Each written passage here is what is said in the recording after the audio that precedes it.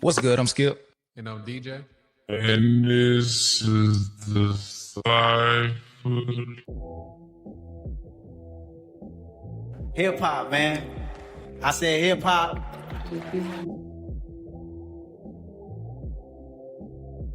That community is just crazy. That the things that we were able to see and experience because of this thing called rap and hip hop. I mean, you take those lyrics and you pull them away from the music and you put them up on the wall, so someone had to look at them. They would say, "This is genius."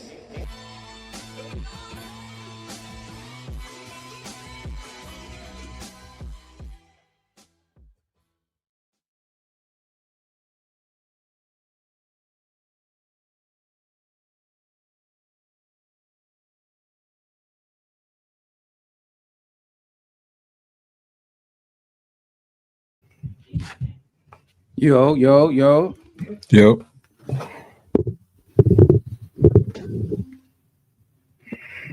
You can hear me? Yep. Okay, give me 1 second. What's good, everybody? Mic check, 1 2 1 2. As you coming in, let us know how we sounding on the microphones, please, and thank you.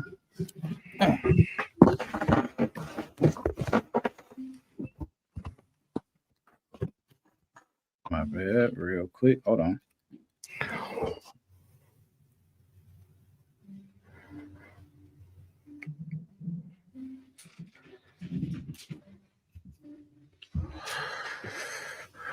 Yeah, y'all.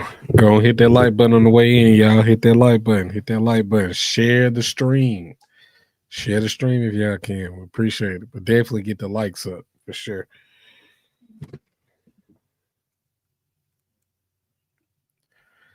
We're trying to make sure everything right for y'all, man. So we here, man. Okay, yeah, we straight. Yeah. Let me before we get started, let me share the stream. Let people know that we on. Set this up real quick.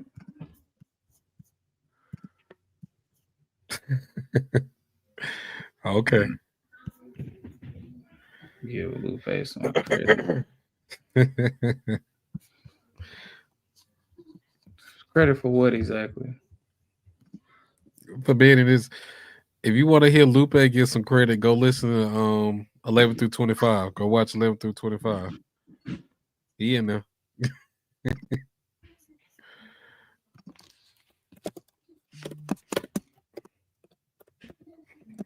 They went to shits already out the gate. That'd be all right. They don't even know. We ain't said nothing yet. We haven't even said anything yet. Oh, okay. I'm gonna do a question answer.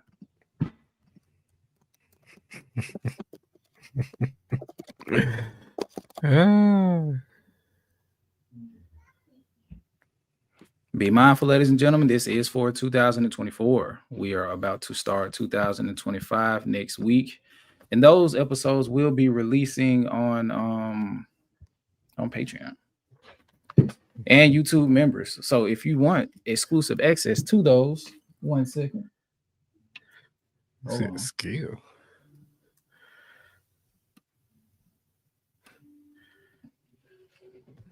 Had to flip the camera around. But yeah, if y'all want exclusive episodes, exclusive access to our Road to 100 series, either become a member on YouTube or become a decoder via Patreon, and you will have access. The first episode will be releasing next week, and then every week you will get one for the next 20 weeks, going up into our finale like you're getting now. It won't be so deep in the year. I have conquered the whole aspect about where to place it. It'll be on Patreon, so that way we don't have to worry about the algorithm, don't have to worry about trying to bait anyone or anything like that. It'll just be strictly for the people who want to view it. And that way we can work it like that. So we can give the YouTube stream, the YouTube public more of the reactions and music engagement content that y'all that the algorithm pushes more. I won't even say y'all. So, but yeah, man. I'm gonna wait till a couple more people get in. But before we get started, DJ, how you doing today, my brother? I ain't heard from you today. Yeah, man. It's we had a couple training and stuff to do here and there, so I've just been kind of, just trying to work my way through the day, man. And then when I got home, everybody want to pull at me as soon as I get here. I'm just like, bro, chill, man. It's Like beautiful. everybody want to do something. As soon as I say, all right, I'm about to go record. Hey, wait a minute, let's go do this. Can I do this? And they come in here looking for stuff. I'm like, yo, come on, man. Come on, man. But other than that, I'm good, bro. I can't complain. Okay. Alrighty. But yeah, I'm straight. Work is work. But a part of the reason this exists is to kind of get away from that. So it's finally here, as you can see by the backdrop. DeCypher, the road to 100, the finale, the top 10, all of that good stuff. Me and DJ have our collective top 10s, well, our respective top 10s. It's not nothing collective about it. And real quick, we're gonna reiterate the criteria and the difference between any of the other Road to 100 episodes that you've seen outside of part 1 of the finale. We're actually going to itemize our criteria as far as a score out of 5 with a final score out of 10. Let me pull it up so you can see. Wrong one. The scoring criteria is replay value. Is as simple as it is. How replayable is this particular project? Musicality, how good the project sounds, or just how good are the songs sonically. That includes mixing. That includes but yeah, we just say mixing because mastering and mixing is for the casual is pretty much redundant. Lyricism, how they're putting it together, basically the attention that goes into the written aspect of this art that we call hip hop in these specific albums, themes, and concepts. If there is a central through line, how compelling it is. If there are abstract concepts or more connected concepts, how does that flow throughout the project? Do they connect? Do they reach resolution? Do they present anything of note throughout the project? And lastly, production. How good are the beats? How well are the songs transitioning to each other if necessary? Do the beats build on themselves? Just basic stuff about production. But I don't pretty much have anything else. Let me see, check any comments real quick. Let's do some shout outs real quick. Shout out to Mia, shout out to Leah Nicolette, shout out to Tiffany Shantae, Jesus, Kia, Basic 831 might be. We'll see how this goes. Let me see. Shout out to Retha. Shout out to Caddy. Shout out to DJ Clinton. Viva La Clippy. Shout out to Viva La Clippy. Before the fam. Yeah, man, let's get started. Oh, I forgot to share the stream. My bad. I was doing something and then I exited out of it. Hold on. You said out of 5. I thought we were doing it out of 10. What are you talking about? I thought the scores. I thought we were doing them out of 10. Jesus Christ, DJ. The final score is out of 10. You just don't be listening, bro. You just don't be listening, man. The final score is out of 10. I got you, bro. Okay, sharing the screen. And then we'll get started. Or I can just share it.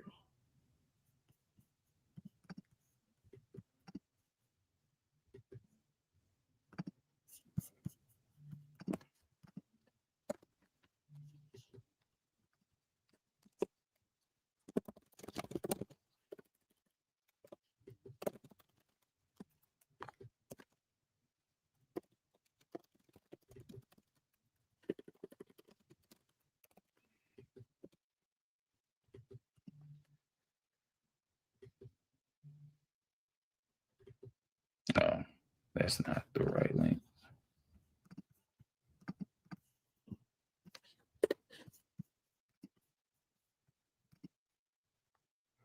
My bad, y'all.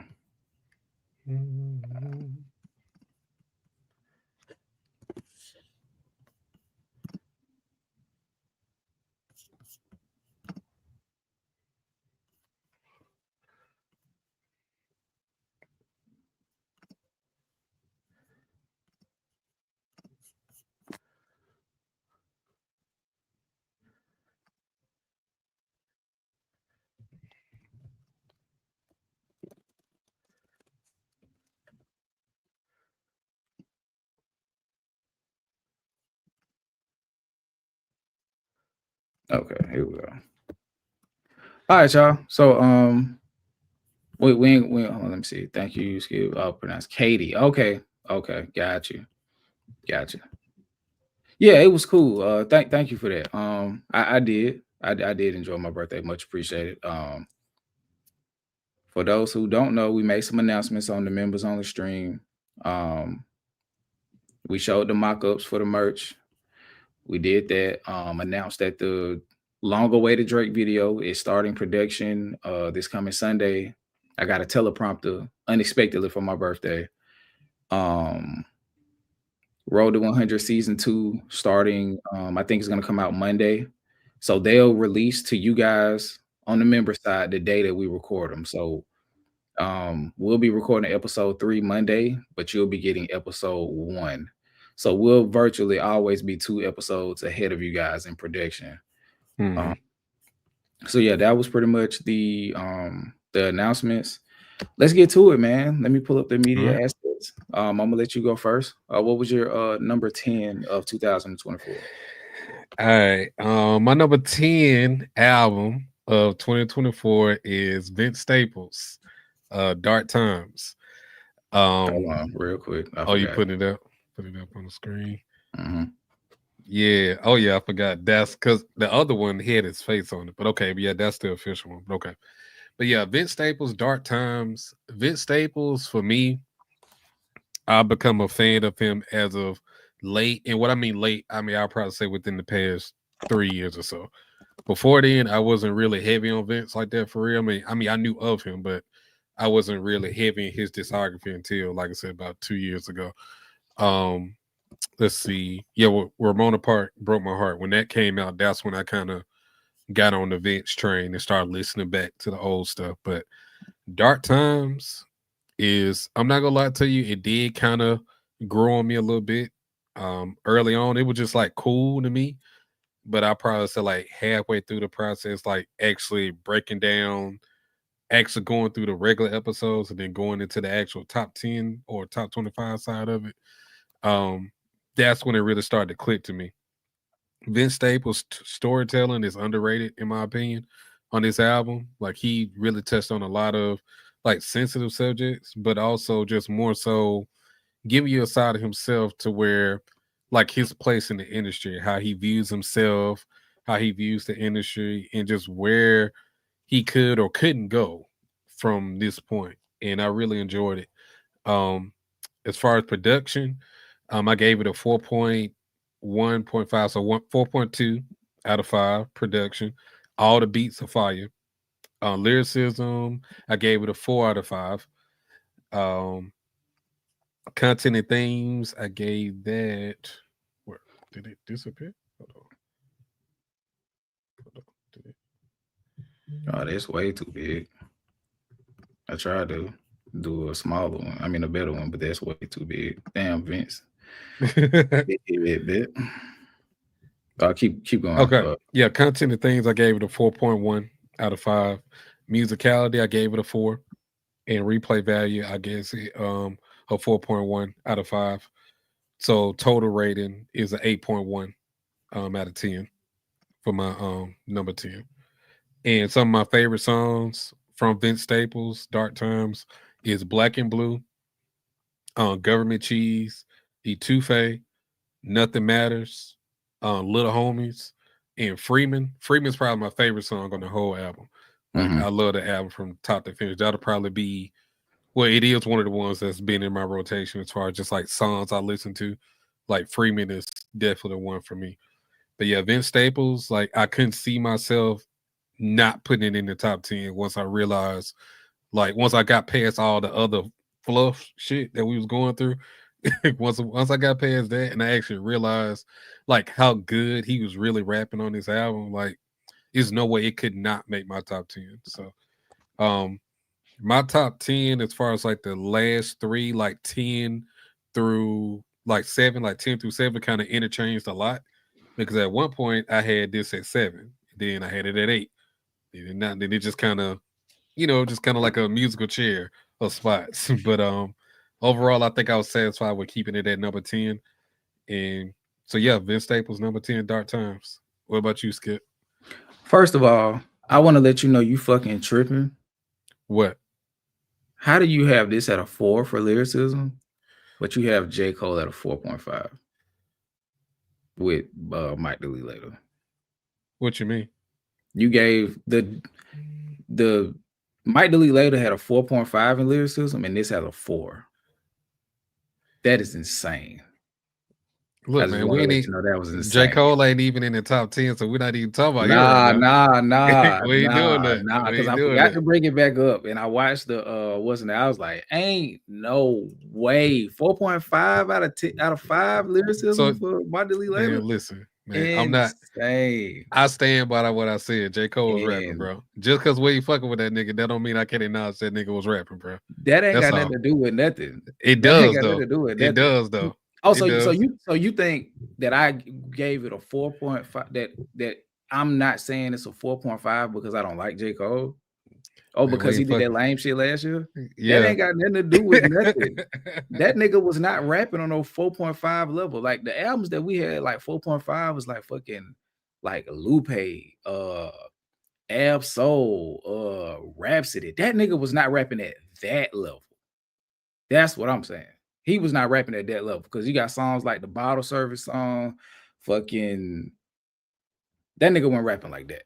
He was like 4.1, 4.2, maybe being generous, but 4.5. All I know is if he was in the top 10, I would understand. This nigga ain't even in the top 10. I'm focused on my 10 right now. I just wanted to address the lyricism shit.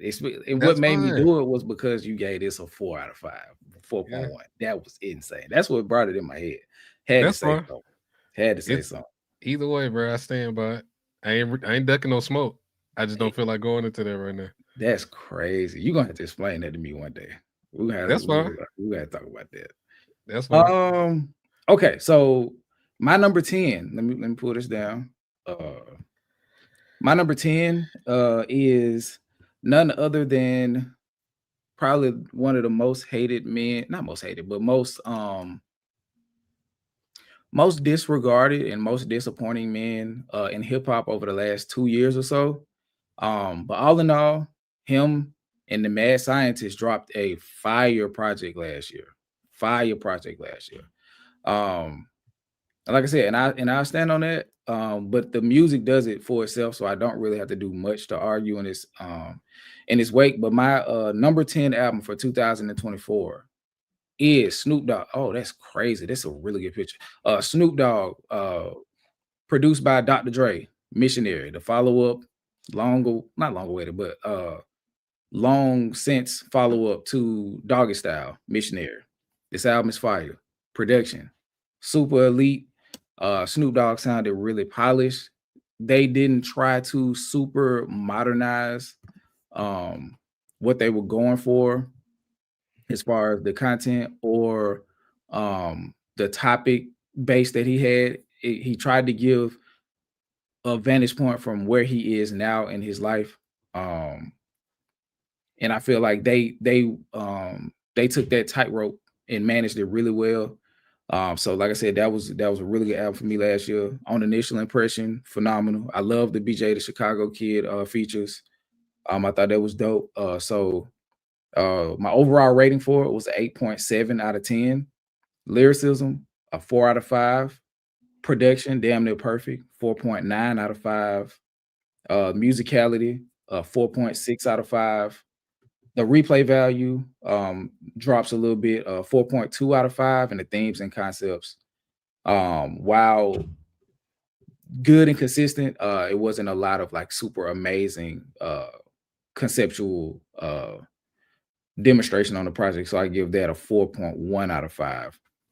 But like I said, this is a really good album. Snoop didn't make a good account of himself last year, and now people are going back just reviewing his life, and that's making it even worse because he definitely has skeletons that have stepped out of the closet and are doing the running man in his living room. They're on display for everybody to see. I saw a video that had absolutely nothing to do with hip hop yesterday, and she brought up Snoop out of nowhere and was talking about just reading them, like destroying Snoop. So yeah, he's put himself in a position where, like a few other people in hip hop over the last 18 months have really become. They've done a number on themselves, public relations wise. So, I get it. We're not fucking with Snoop, but his album was good, and at the moment, he isn't at Kanye level cancellation, but he has done some cool shit. He has done some unfavorable shit. So I understand why people are on the fence or just off of Snoop Dogg completely. So yeah, that's my number 10 last year. Snoop, Dr. Dre, Missionary. What you got for number 9? Okay. Number 9 is Childish Gambino, Bando Stone in the New World. This album was definitely a slow burn for me. I just did not get it at first. But I think once I went back and listened to a lot of his older projects, it kind of clicked for me. Because I remember I text you one day, I was like, bro, I get it. You know, because at first I had this at like number 21, I think, on my list initially. Because it was just like the production is really good, but I didn't really understand like his song making and concept. I didn't get it. But once I realized like as far as like the story he was trying to tell in there, it kind of hit a lot harder for me, especially the themes about. I mean, fatherhood will always get to me, bro, because I'm literally going through that shit right now in the moment. So anytime some shit like that come up on the project, I'm a gravitate to it automatically. So and I was able to really just appreciate what he was able to do. Like I understand a lot of his influences and him coming from the blog era, and hell, a lot of shit that he's put out that people have, what I'm saying, imitated and things like that. Like he's definitely been an influencer himself from the blog era, and I definitely hear that in his music. And as far as production, solid production, like damn near not perfect, but it's really good. I gave it a 4.4 out of 5 for production. Lyricism, that's probably the weakest point on this album. Like he's not rapping super heavy, like bars, like double entendres, and just he's not like rapping at that kind of level. It's more like the song making aspect. Like he is doing, melodic singing, but the songs that he do rap, it is really good. But overall though, for the project, I gave it a 3 out of 5 for lyricism. Content and things, I gave it a 4. Musicality, I gave it a 4. And replay value, I gave it a 3.8 out of 5. So the overall score I gave it was an 8.4 out of 10. And some of my favorite songs was Lithonia. That was like one of the songs I end up singing the most. Actually, I think that I like that song, like Dakota LeRae. It just I like that. I don't know why. I just like it. Yoshinoa is the rapping rap song for sure. He was getting his bars off. He was talking to a lot of y'all niggas. I don't know who. I still don't know who the fuck he talking about. But it was a great dude. I mean, I got that, but there's some other shots in there. I can understand like who they was for, but it was definitely a Drake shot in there for sure. But yeah, Yoshinoa was the rap song for sure. We Are God, I like that song. Cruising featuring Yeet. I gave a big shout out to Childish Gambino because this nigga actually made me like a Yeet song, bro. Because I hate Yeet with a passion. But that song, Cruising, featuring Yeet, nah, that shit tough. That shit so fire. Let's see, Can You Feel Me? Was another song. But the song I love the most is probably my favorite song on the album, which I feel as though should have been like a big single, and it wasn't. But A Place Where Love Goes. Like I feel as though that could have just like rung off almost like This Is America did. I feel so it could have did that. Like I feel so it had that kind of potential to be that kind of big, but unfortunately it wasn't. But it still was my favorite song on the album for sure. So I definitely appreciate the contribution, and I'm excited to see what he do next. For sure. Like I've definitely got on the Childish train for sure now. Like he's in my rotation now, just off of this album alone. So, but yeah, 8.4 out of 10. Number 9, Childish Gambino, Bando Stone in the New World. Okay. Let me see. Put it down. Okay. My number 9.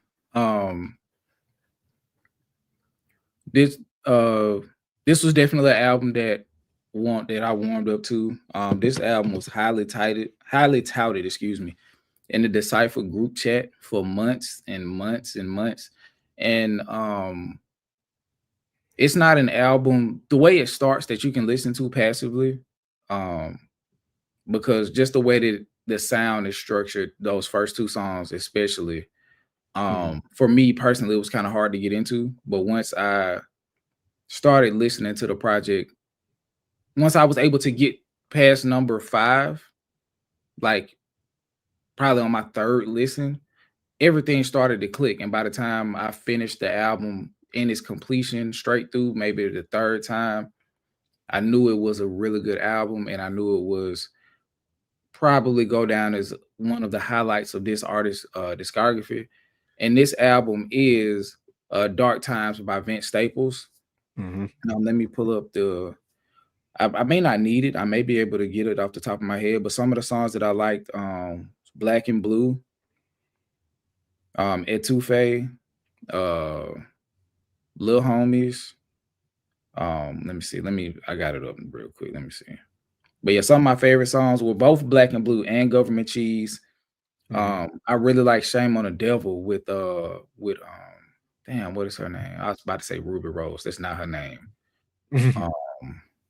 What is her name? She sounds like a civil rights singer. What is her name, bro? I couldn't tell you. No, not off the top of my head. I know I follow on Instagram, but it's Rose something, I think. Hold on. Baby Rose, that's her name. Okay. Featuring Baby Rose.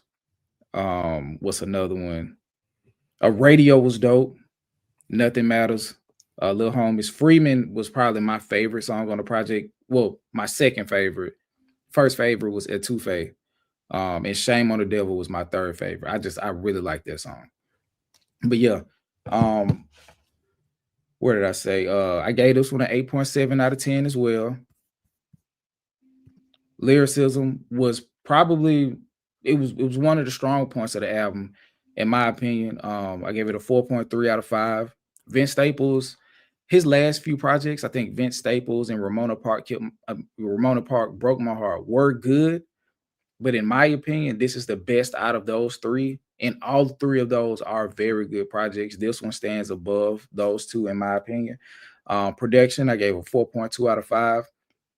Given the fact that, excuse me, he doesn't put a huge budget into his projects, which is cool because he doesn't expect a huge return on the investment. So it doesn't really make sense putting $300,000 into an album and you make 75 back, 80 back. You know what I mean? So now you on tour trying to break even. And I can tell that Vince is a shrewd enough businessman to where he like, hey, if I spend 30 bands on all of these beats, 30, 40 bands, like I can make that back first week and be straight because I'm operating independent. So I'm not really tripping on that. Musicality, I gave it a 4.3 out of 5. Replay value, 4.4 out of 5. Once I got to the point of really critiquing albums and giving them scores, this album just kept getting better and better and better. And I wouldn't be surprised if I go back and listen to it now, it may be closer to a 9. Themes and concepts, very strong in this project. Very, very strong in this project. One of the most thematic conceptual pieces of the year, in my opinion. I gave it a 4.5 out of 5. And like I said, my total score for Vince Staples' Dark Times was an 8.7 out of 5. Okay. I respect it. Like I said, it was at one point it was number 7 on mine. So I totally I totally get that. Like that Vince is really, really good, bro. Yeah, I agree. Let me read the comments, see if they got anything. Okay, this is from here they go with the big ass what's it keep switching. Genuinely want to know how people sit through finishing a rough album, i.e. rough listen. That's a slow burn, a hard to get through album. Commitment and also respecting the art Yeah. and the artist. Especially doing what we do, we kind of don't have the luxury to just be like, okay, I'm gonna let it play one time and turn it off. Yeah. The goal is to number one, especially when you get art from an artist, to respect the fact that they put 6, 7 months to 18 months into creating the project. So I look at it as disrespectful if I'm like, yeah, I only give them 5 minutes of my time or 10 minutes of my time, or if I get to the first skip, I'm gonna skip it.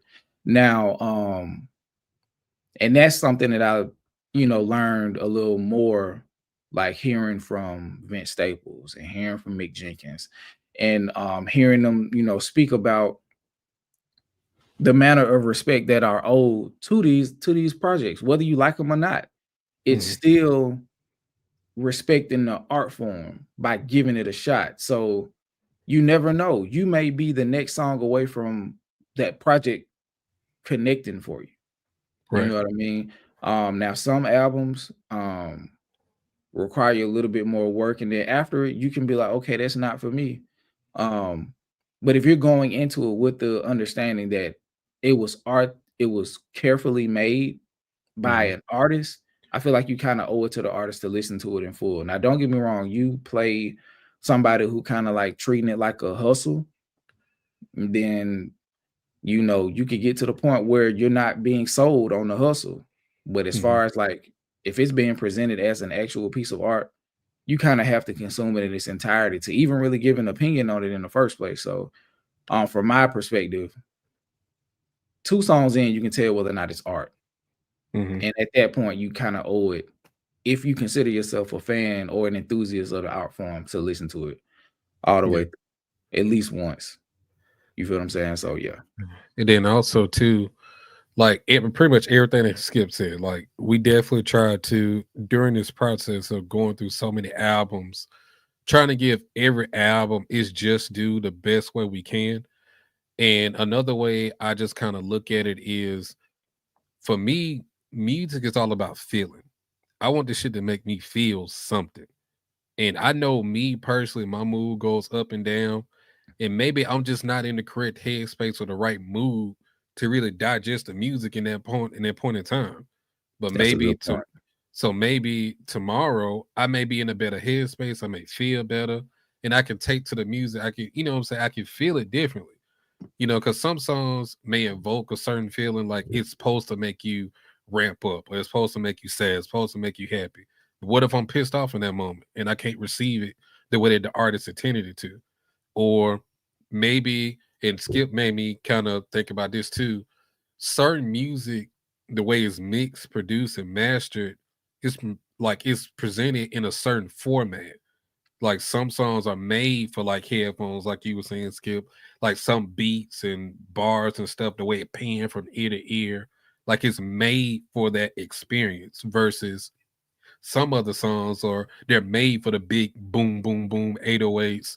You listen to it in the car, you know what I'm saying, up tempo. Like it just, the way that music is produced and presented to the public, that also matters. So I may not feel this shit in the car, but when I put my headphones on, I rock with it. Or it may not rock in the headphones, but when I'm driving, you know what I'm saying, whatever mood I'm in, it hit, so that's one thing I just noticed about me.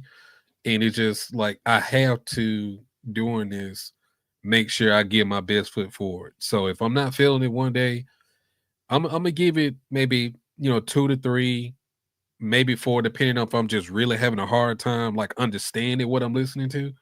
But overall, if some shit is trash, some shit is trash when you hear it. Like some shit, it's just fucking trash.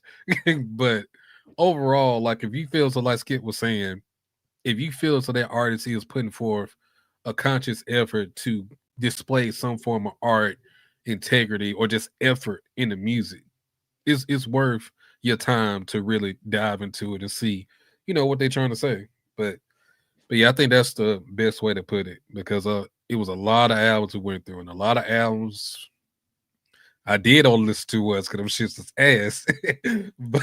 but some of them I feel as though could have really made the list. To be honest, like it's still some that was in the 26 to 35 range that was on the bubble for me that still could have made it at some point in time, but that's neither here nor there. So, but that's a really good question, especially when digesting music. Like, how do you get through, rough listens, tough times? That's a really good question. So I'm glad you asked it, because a lot of people, when we talk about this, may not feel as though, we're really putting forth the effort or we letting our biases speak, and that's not the case, because there's plenty of artists that I went through on this road to 100 that I would have never listened to if we weren't doing this. I would have never even would have went straight over the radar. But being more open to new experiences and new music, that's what it's all about. So I love the fact that we do this, because I've been coming hip to a lot of new artists that I've never heard of before. That's really good. That deserves that attention. So let's see. Did they have another Nah, question? that was pretty much it. Okay. Let's get to It'll let's get to number 8. Yeah, number 8. Okay. Yeah. All right. So my number 8 is somebody that my number 8 is somebody that Skip ain't gonna rock with. He really surprised I could add this in my top 10, but I'm standing on it. I could have threw up. It's my boy Logic with Ultra 85, man. Listen, I know I'm gonna get flack for this. I don't care. I take the heat for it. Skip and already roast me about it. I don't give a damn. Oh, my bad. Hold on. Go ahead. This album for me is really good as a Logic listener. I wouldn't necessarily say myself a true fan, but as a Logic listener that follows, what he does, this is one of the anticipated albums from him that he's hyped up for a long time. Especially in terms of like the storytelling aspect of how he does his concept albums. This album here was the prequel to all the albums that came before. If you know The Incredible True Story, if you know the storyline or what's going on, what he's talking about in those albums, this album is the starting point for all those other stories. So that's why it was important and why he hyped it up so much in terms of where everything started. And then you go back and listen to the other albums to see where it went to from here. So, and I did have an issue with the storytelling aspect, and Skip really helped me put it in perspective in terms of, what he was trying to pull off in the concept album department. Because at first I was annoyed about how on this project, to me initially, because I was trashing this album at first, because I didn't understand how the story was tied into the songs he put on this album, because it wasn't like that in The Incredible True Story. Like the songs tied into and made sense to the actual plot of the story. This album for me at first didn't do that for me, so I was mad as hell. But Skip, the way he put it, and correct me if I'm wrong, Skip, but he was like, basically the songs themselves is not so much the story, it's just the backdrop of them going, it's just going through their lives in the story. So it's just what they're listening to at that point in time of wherever they're going, in space and the different colonies and things like that. And because everything that they have, they're in a dystopian future, much in the future. So everything they're listening to is stuff that's pre-recorded from data books and things like that. So it's not anything new in real time to them. It's all old stuff that they're pulling back from. So when I looked at it like that, I'm like, okay, I get it. And I was able to like take away my initial anger with the album and actually appreciate the songs for what they were. Now, it was spots in this album where I feel so Logic did kind of overrap a little bit. He definitely had a lot of word vomit in certain places. a lot of bit. Whole lot. God damn, nigga just rapping too much. Go ahead. Shit. But in the spots where he was actually focused and stayed to like a particular rhyme scheme or pattern or whatever, he was really good in my opinion. Because it's not like Logic can't rap. He can definitely fucking rap. But and also too, now this is something Skip is not going to agree with, but Logic, he needs therapy for one. He definitely needs therapy in terms of his potential, well, not potential, but like his plight of dealing with himself in hip hop in terms of being accepted because he's black, but he passes for white and people don't respect him as that. So he's always had an issue, tug of war back and forth of trying to stake his claim as a lover of hip hop, a black man, and just getting that all around respect. And it's a hard time for him. And I was getting really tired of that shit because he used to bring it up a lot. Like, I'm black, I'm white, I'm black, I'm white, I'm black and white. You know, I was getting sick of that He shit. used to.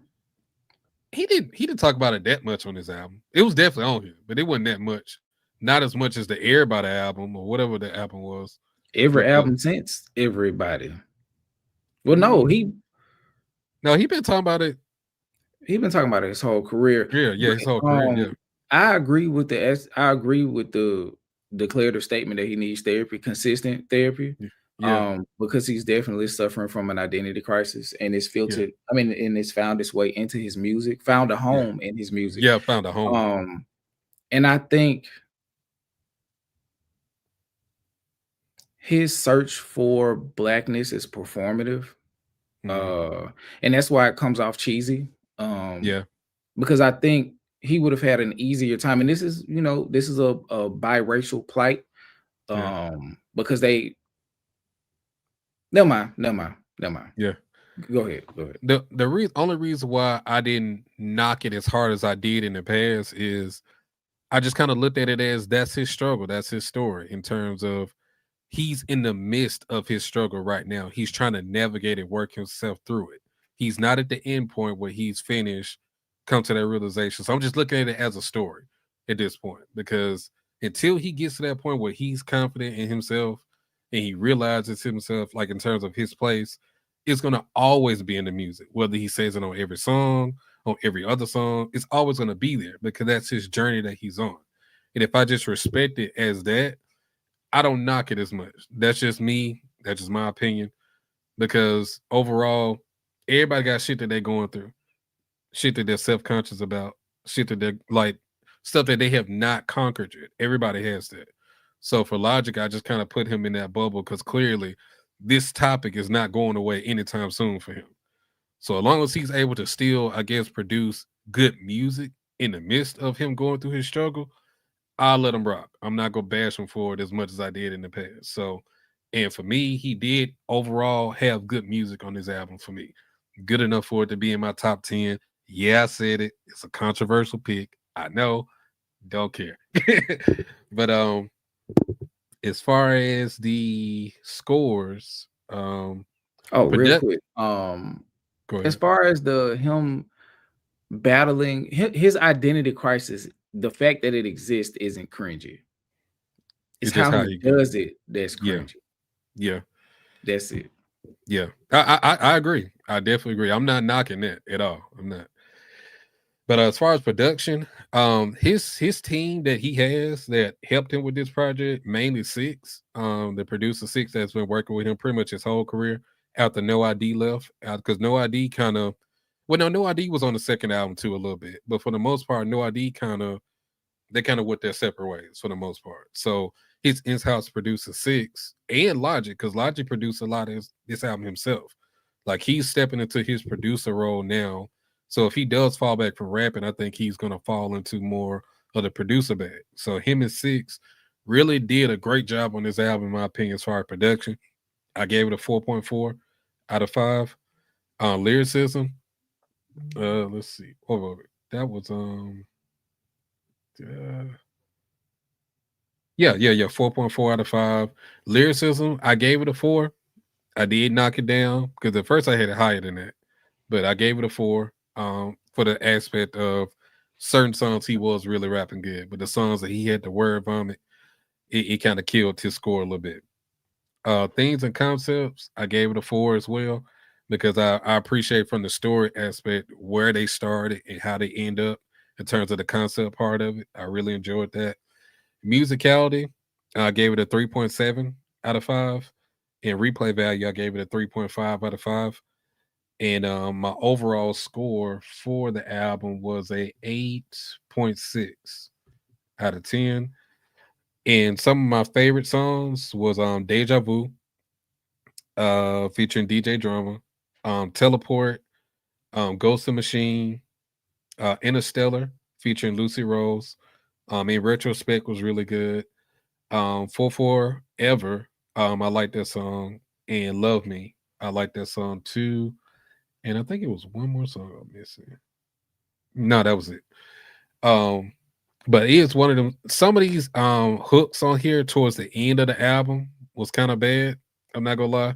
That's why the musicality was knocked down a little bit, because some of the hooks, I didn't like some of the hooks at all. But overall, I'm satisfied with my score with the album. What you looking at, Skip? Because you ain't looking at me. What you looking at on the screen, cuz? You ain't looking at me. Yeah, man. 8.6 out of 10, bro. I'm standing on it. It's crazy. I know it's crazy to you, but I'm standing on it. Standing on it. Jesus Christ, that is insane. How far with you though? This your list. It's my list. Yes. Gee Williger's Batman. Hold on, I'm trying to share this on Instagram. Give me 1 second. Oh, hold on. I'm on YouTube. That's why it's not working. Okay. But nah, the thing, what we used to call our album of the year episodes was This Is His List. Yeah. I think the first one we did, we named it This Is His List because we had like 5 people on the panel that time. Yeah, maybe 6. And it was like, hey, this his list. Like basically saying that whoever it is, like that's their offering. But back then we didn't have like we didn't have any instantaneous responses. So it's like, okay, yeah, that's your decision. That is what you say. So you got to stand on that. This is his list. But real quick, I'm finna share this on Instagram. I'm trying to get the thumbnail real quick. Give me 1 second. Where is it? Never mind. Y'all share it for me. Share the stream on your social media platform so I don't ruin the stream trying to share the stream. Yeah. Okay. Let's pull this down. That was DJ's number 8, correct? 8. Yeah, number 8. Okay. My number 8 is from a person a lot of people wouldn't expect. I refer to this person as Tyler, the Creator's evil twin. They have a lot of connectivity, whether it be at least for certain parts of the career, the chronic online backdrop to the tone of their music, the rapper producer aspect of them, the more what people would say is unorthodox hip hop production, their unique voices, and the way that they just are able to compile very sonically engaging and genre pushing music as far as production goes. And this individual that I'm discussing is none other than JPEG Mafia. And the title of this album was I Lay My Life Down For You. This was like the second or third album I listened to when we started the Road to 100 last year. It was after we listened to Denzel Curry's King of the Mischievous South Volume 2. And given the high octane nature, the very loud beats, the chaotic nature of King of the Mischievous South, playing this album directly behind that, I was perfectly in tune and ready to receive this album in the way that it was created. And from the first time I listened to this album, I knew it was good.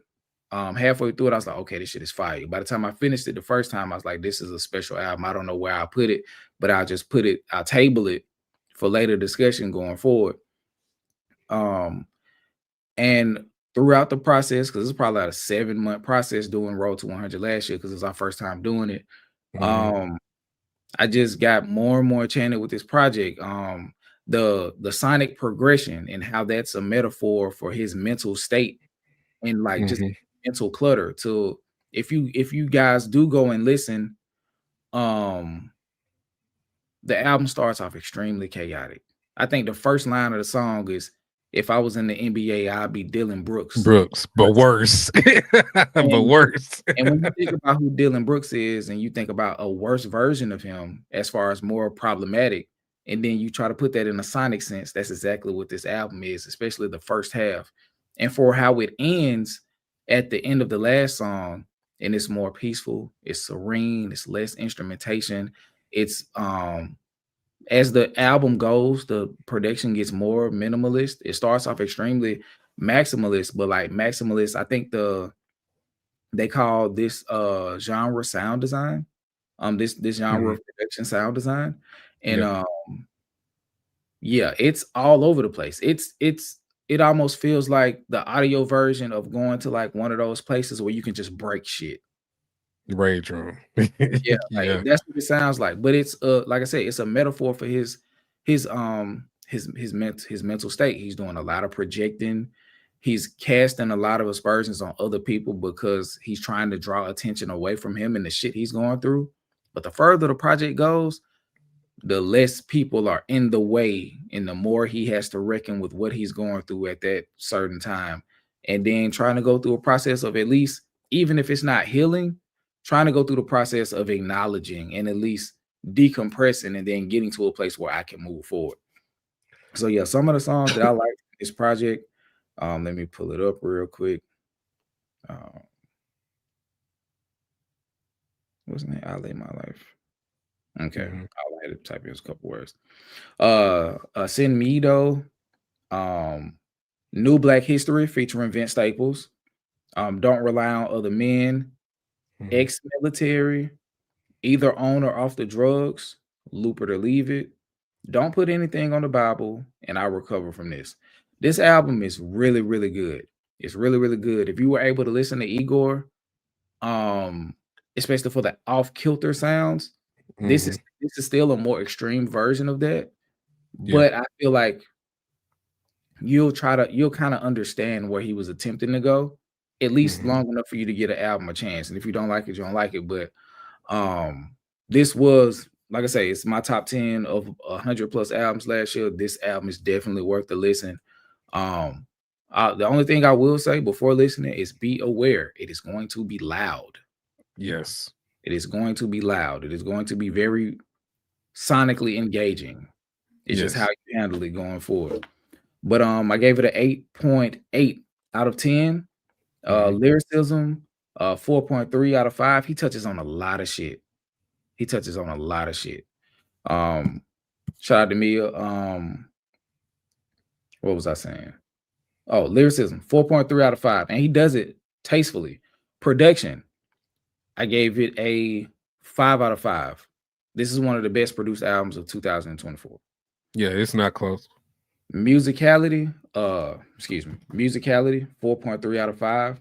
The thing that kind of brings it down a little bit in musicality is like a couple of the songs, like my nigga is yelling like on some Playboy Cardi and growling and shit.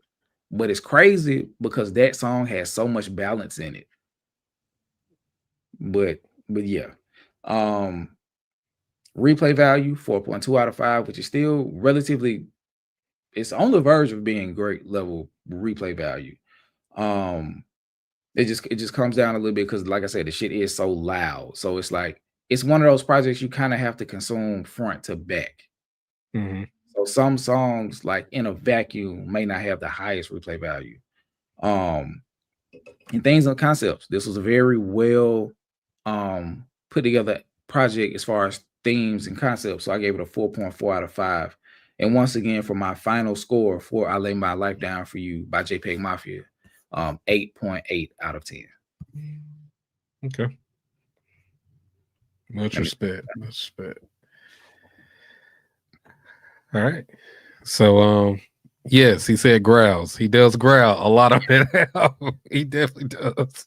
It's one particular song. I can't remember the song. Is it hold on. Is it Jahead Joy?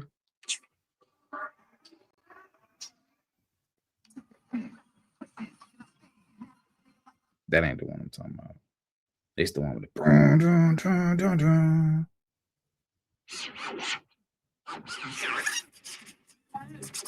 Yeah. Is it this one? Dun, dun, That's not dun, that dun. one. It may be Vulgar Display of Power. I think it's that's Vulgar Display. I think that's it.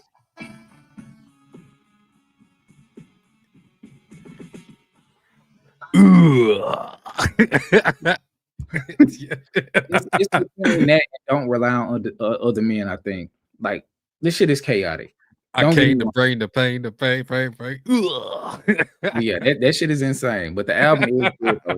It's actually really good. I just think for the replay value suffered a little bit because I don't just know when I'll go back to it. But I know if I'm like, okay, I want to hear this JPEG Mafia album, I'm going to listen to it from front to back whenever I want to listen to it. That's the only thing. But yeah, Tiffany, the thing about it, like I say, it's loud, but it's like half and half. It's like it's really Dr. Jekyll, Mr. Hyde. It's really that. That's the best way to put it. Because like Skip was saying, like Harvey Dent and Two-Face. Yeah, the back half of the album, the beats get more, not necessarily somber, but he calms down a lot more towards that. They mellow out. That's the best way to put it. So yeah, Dr. Jekyll, Mr. Hyde, that's a really good way to put this album. It starts off on the high shit, then it's just like it just kind of smooth out at the end. So I enjoyed that album too. Yeah. AD Free. We can talk about that Saturday. Yeah. I don't know if he in there, but yeah, we can talk about that Saturday because I guess we'll start incorporating battle rap. Some of the bigger battles. I don't even enough to discuss it in not anymore. But yeah, we'll talk about that Saturday. Yeah. We don't want to get sidetracked. Go ahead with your number 8. Number 7. Okay. All right, my number 7 album for 2024 is gonna be Doechii, Alligator Bites Never Heal. And Doechii came out swinging at the gate with this project. I love this album from the moment I heard it to now. It still sounds amazing. Doechii, I'm really glad that TDE allowed her to really express her vision, how she wants to be artistically. They supported her rollout for this in terms of like the aesthetic. I forgot what you called it, Skip, the aesthetic, the preppy, like urban preppy look. It was something you called it. I can't remember what you called it, but either way, like they went hard in that, like what she wanted to do. And I really appreciate them being behind her and letting this album rock because granted, it didn't sell well in the beginning, but because of the music being so good, the word of mouth just kind of spread throughout the industry and it just grew legs and it just got bigger and bigger and bigger over time. And I mean, you can't get no better than that, especially with an album that's starting off low like that. The fact that it ended up winning a Grammy at the end of the day. And it's gold plus now. Yeah, and it's gold plus now, but you cannot hate on that. She's a solidified star at this point. Absolutely. It's not even a debate on that. She's a star for sure. I wouldn't necessarily say a superstar yet. Hell no. That's yeah. But she's definitely a certified star without question. I pretty much love every song on the album, to be honest. Like, it wasn't a song that I didn't like. I pretty much like every song on the album. But some of my favorite songs, the ones I go back to the most was Boiled Peanuts, Slide, Skate Reek song. I'm always down for a Skate Reek song. As y'all know, I love that shit. So Slide is one of them ones. Of course, The Nile is a River. Catfish, Nissan Altima, Wait. Wait is probably my favorite song on the whole album. And Death Row. Death Row was another song I really enjoyed. Production, as far as scores, go back to this one. All right, production, I gave it a 4 out of 5. All the beats are really good. Like I said, I can't really think of a bad beat on this album, bro. I gave it a 4 out of 5. Lyricism, I gave it a 3.9 out of 5. Themes and concepts, I gave it a 3.5. Hold on, what you gave it for lyricism? 3.9. Okay. Lyricism, 3.9 out of 5. Things and concepts, I gave it a 3.5. Musicality, I gave it a 3.6. And replay value, I gave it a 4 out of 5. Mm-hmm. So my overall score was an 8.8 out of 10 for my overall score. Hold on, say them scores again. Let's see here. All right, so production, I gave it a 4. Lyricism, I gave it a 3.9. Things and concepts, I gave it a 3.5. Musicality, a 3.6. And replay value of 4. And you landed on an 8 something? Yeah.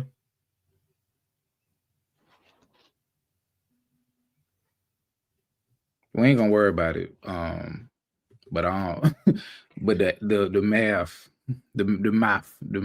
is because I think you would have needed at least a couple more 4s to get up there. We ain't gonna worry about it. Mm-hmm. But yeah, I agree with everything you said as far as yeah,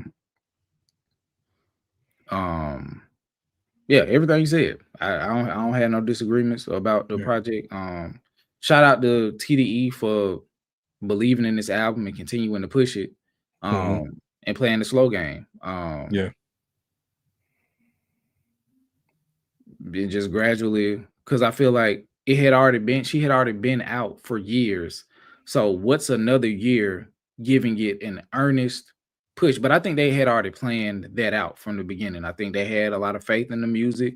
I think she got a good reception from Nissan Altima. I think her swamp sessions on Instagram were getting a lot of traction as well. So I think, and then she had the What It Is whole song prior to the album dropping. So she had already like started to get noticed on a larger scale. It was just like, okay, this is your first mainstream project. Let's see what you can do. So they worked hard to get her previous visibility and the artistic quality of this project to translate. So they had to do the legwork, and that's what I think. Did good. That was the beautiful part of it, because they didn't try to do no gimmicks for real. They just kept it, and even if it was a quote unquote gimmick, it was still within her aesthetic, so it didn't come off like a gimmick. So yeah, I agree with everything you said. I'm gonna have to add that up just after the fact, because that shit sounds like it might have been like a 7.8 or something. But yeah, if y'all in here, be sure to hit the like and share the stream if you are on any outside social media platform. Share that for us. Let me get into you just did number 7, correct? Yeah, that was number 7. Okay. Ooh, I think this is the one that I'm gonna get some slack for. Okay. So I ain't even gonna drag it. I'm gonna just go ahead and put it on the screen. Y'all gonna say what y'all gonna say, and then we'll move forward. Number 7. Hold on, it won't even come up. It didn't want to come up. Eminem, The Death of Slim Shady. I said it before when we did our reaction. This is his, Lord. This is his best album since the Eminem Show. It's better, like I say, it's at least a step and a half to 2 steps better than any project he's put out in the last 14 to 15 years. The conceptual basis of the album was tight. He had a couple cringy songs which stopped it from getting any higher on the list, but the technicality on this album, the storytelling on this album, the way, and then he kind of like hid some of the cringy shit under it being tied to the Slim Shady moniker too. So I feel like he was able to present it as if it was intentional. And it was, because it was Slim Shady versus Marshall Mathers. So some of the identity crisis of it all, the respectability politics, all of that stuff made for a good Eminem album. Best Eminem album since Eminem Show. And probably why I think it's so good is because it kind of attaches itself to a lot of the best elements of Eminem Show. But yeah, I genuinely thought this album was good. I gave it a 8 point. I don't know what did I give it? 8.8 out of 10. Lyricism, 4.8 out of 5. Can't nobody say that Eminem wasn't. If you heard it, you can't say he wasn't rapping. Production, shout out to Dr. Dre, 4.3 out of 5. Musicality, 4.3. Replay value, diminishing returns after repeated listens, 4.1 out of 5. And the themes and concepts, which was a tightly knit theme and concept with the Shady versus Marshall Mathers. So that was a 4.5 out of 5. How am I grading on a curve? What would be the curve exactly? Best album since, but that don't mean it's top 10. It's top 10 to me though. That's the thing. Like that's his list. It's his list. Because when we start to compile, because what we would end up doing is like trying to argue which albums are not objective, but are better than him. I mean, are better than this particular album. Like you can feel how you feel about Eminem, because I will even agree. Like since Recovery, probably since Encore, his albums have been mid to not good. Marshall Mathers LP2 was okay. Music to Be Murdered By, okay. Kamikaze, okay. But this one is a step or two above all of those albums. This was a really good album. Like I say, if I'm compiling the albums from his catalog, this is top 4. This is definitely top 4. Slim Shady, Marshall Mathers, Eminem Show, Delta Slim Shady. 2 good songs. That's crazy. It had more than 2 good songs. No, you slipping. I'm not going for that. Yeah, I'm not going for that either. Wait a minute. He talking about Marshall Mathers LP2. Okay, I didn't hear that. I thought he was talking about Def Slim Shady. It's definitely more than 2 good songs on Def Slim Shady. No, he's talking about Marshall Mathers LP2, and I can speak to that. Like the song that he had with, I know for a fact is, I hadn't heard it in a long time, but I know he had a song with Dot, which was good. Nah, it's way more than 2 good songs on that project. I'm not going for that. But yeah, Delta Slim Shady, 8.8 out of 10. Lyricism, 4.8. Production, 4.3. Musicality, 4.3. Replay value, 4.1. And themes and concepts, 4.5. Okay. What do you have for number? What are you at? Number 7 or number 6? Okay, Let me pull this down.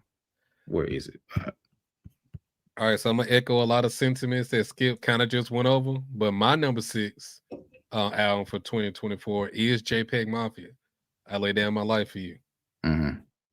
This album was the first album that I truly gave JPEG a chance in terms of listening to a project from start to finish. And it was pretty much exactly how Skip explained it. Like we would just listen to Denzel Curry, and then Skip had sent me a text telling me to listen to this, and it just flowed perfectly into each other. Like, so I was instantly like in tune, like ready to see what the whole album was about, because I'm a fan of Denzel Curry. I like the Mischievous South Project.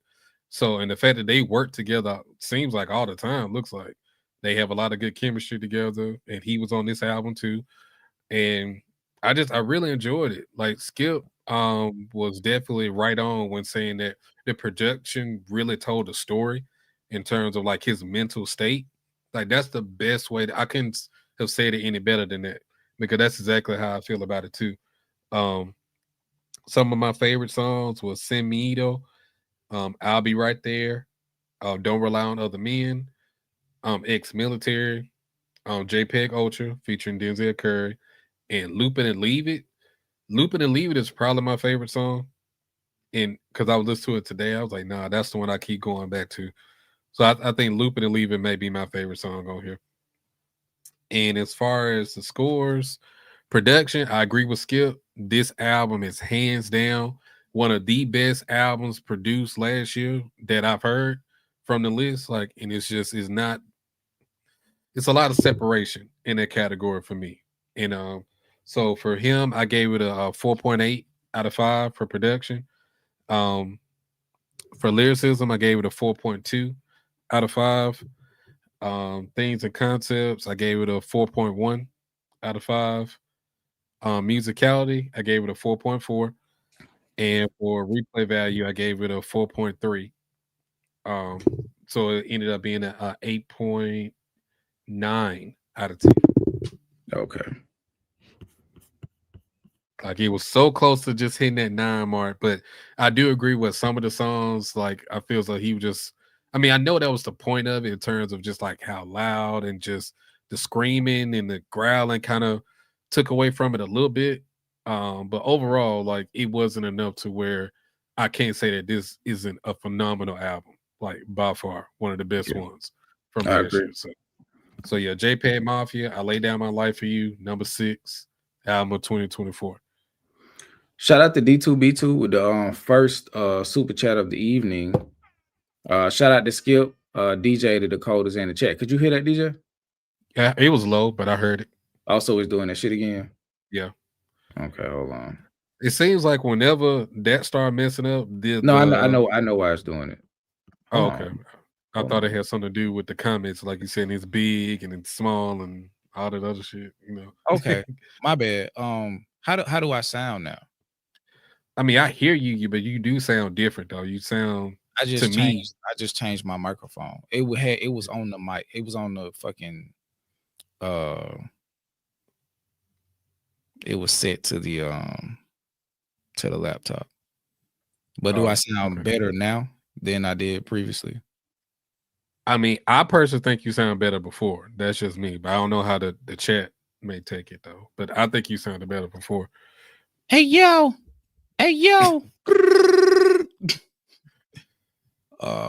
Okay, so let me try this. So can you hear it now? Yes. Okay.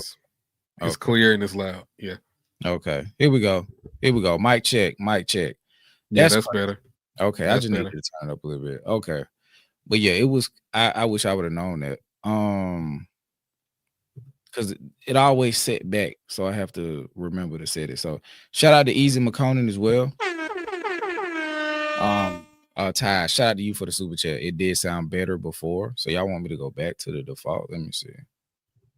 Hold on. Oh, my bad. I know what's going on. Let me turn this off. Yo. What about now? Yo. Can y'all hear me? DJ. Yeah, I can hear you. Can you hear me? Yeah, I hear you. Mm-hmm. Okay, so how does it sound now as opposed to the very first time?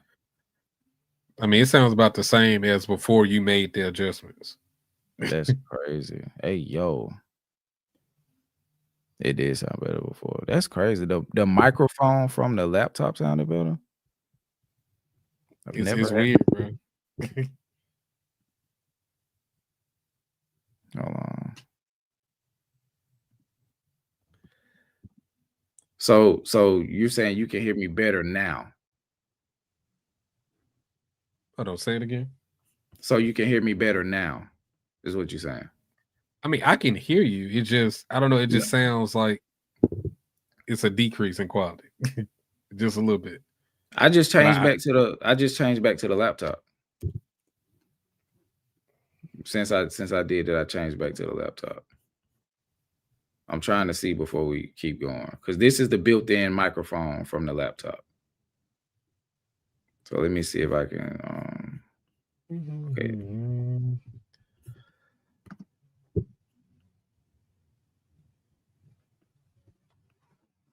Okay. Yo, mic check. Whatever lets you keep your little horn. I ain't even worried about the horn. I was changing to see if you could hear it, but okay, let's go. Since y'all saying you can hear me either way, okay. I'm gonna square up with y'all niggas. Y'all keep playing. Real talk. Square up with all y'all niggas. Packing everybody out. Okay. But yeah, shout out to Easy McCollum. Let me take this down. Is my turn? Yep. Okay, number 6. Yeah. Boom. The black lip pastor himself. Okay. Black lip pastor himself. None other. KRS2. KRS2. Soul Brother. Number 9. I think that's what he referred to himself as. Ab Soul. Soul Burger. Fire album. This album, initially, I was like, it's not connecting because I was expecting a Ab Soul album. So the first couple times I listened to it, I was like, all right, it's not like I've heard Herbert, Do What Thou Wilt. These days, not so much, but Control System, I'm expecting that. So when I heard this one, it was like, oh, okay, I don't know. But then I went back and remembered, and I think you told me too, it was like Soul Burger is a completely different entity. Mm-hmm. So I was like, okay, let's start over. Let's start all the way over. Let's just clean the slate and intake it as a completely different person. So it's like, okay, cool. All right, I got that. So then I kept listening to it, getting to the point where we get into critiquing and fine-tuning and really carving out our top 25. And I was like, this is a really, really good album. So salute the Ab Soul, man. Let me pull up the album list so I can get some of my favorite songs from it. Oh, he dropped a single last month. I did not know that. But 9 Mile, California Dreaming featuring Vince Staples. Let me see. Bucko JR. Mm-hmm. The Lil Wayne homage. Yeah. Saudi Sweats. Squeeze First 2. Crazier. I think the best rapping on the album was Peace featuring Lupe Fiasco and Punch. Yes, it was. The Sky's Limitless was an amazing song. An amazing song. Should have got pushed. And Righteous Man was good as well. But yeah, Crazier. I ain't gonna lie, he kind of cleaned Jid up a little bit on that song. I think GoPro was cool too. The one song I probably would say that I don't like is Don Julio 70. I don't really fuck with it. I don't dislike it, but it's not that strong. No. Yeah, I would remove that song from the project. And probably the feature artist, Notorious NIQ. I'm probably pulling her off the project. Tied on D&D? Yeah. You don't like her on D&D? I don't think so. If I remember correctly, I don't.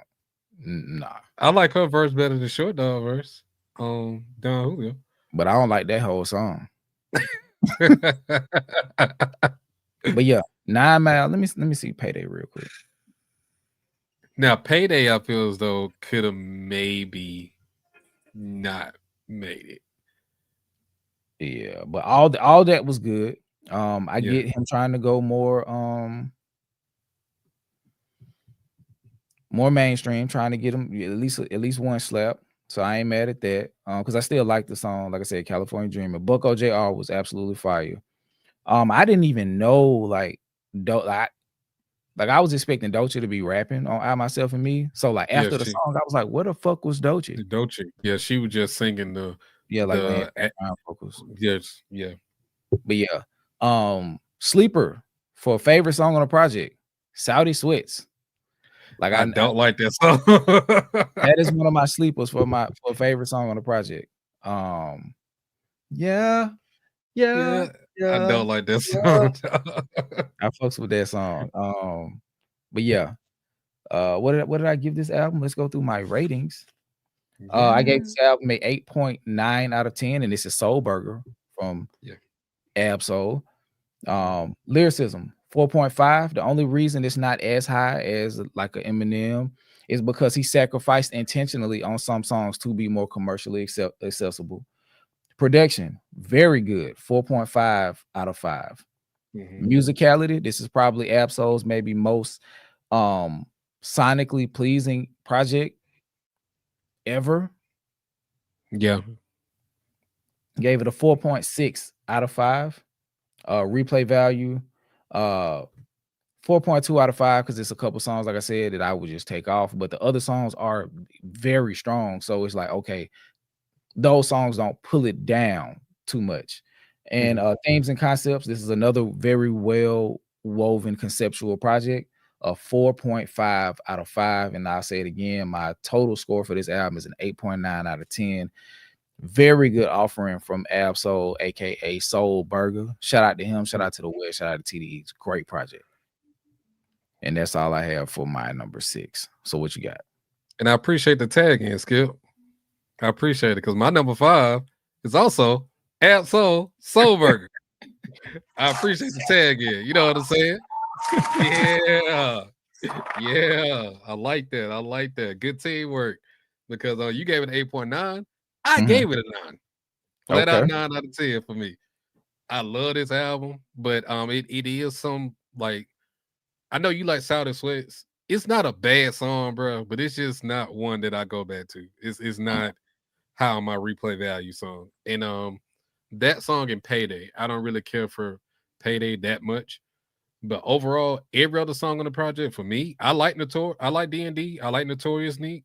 I like her personally. I like that song. I like her verse on it. I think she did better than Soul did on the song, in my opinion. It could have just been her song, to be honest. But I like them overall. The song is good. I like that song. But let's see. Some of my favorite songs is going to be Crazier featuring Jid, Bucko Jr., Peace featuring Lupe Fiasco and Punch.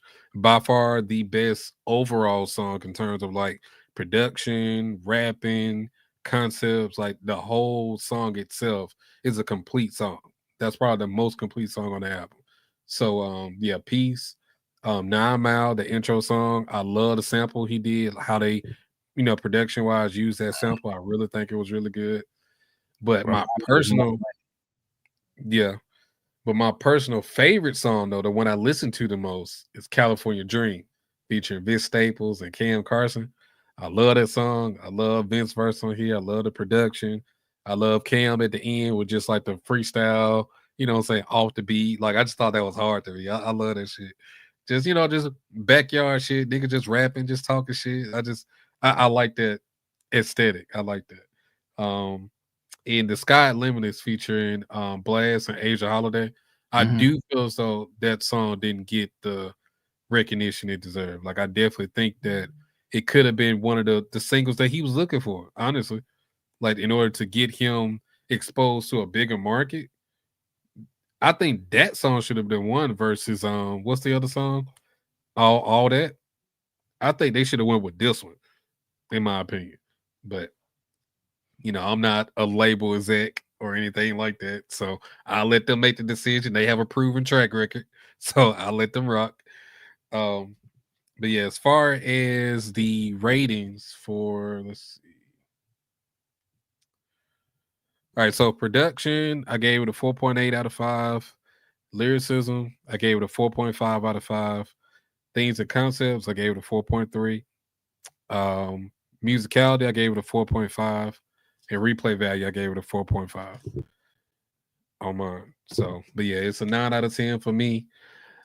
This album and the next album on my list went back and forth. They interchanged a lot. One day I like this album more, the other day I like this one more.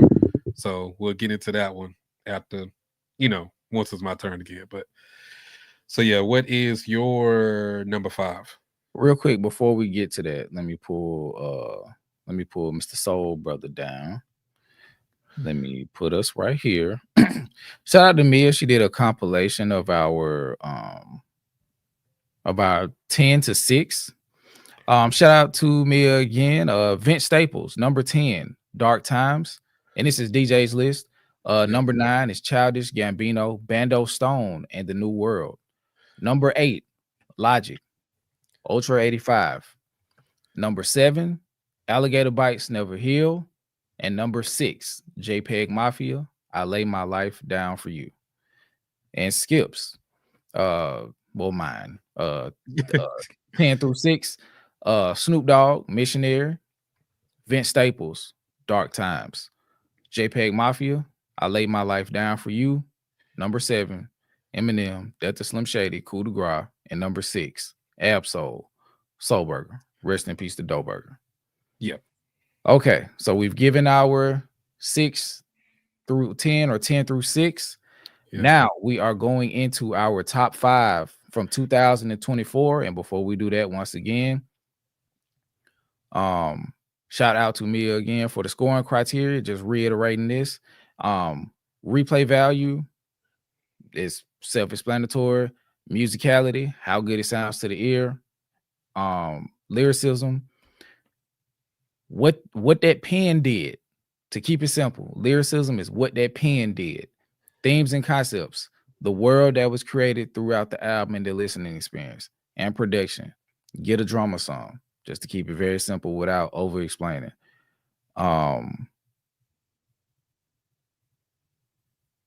Okay.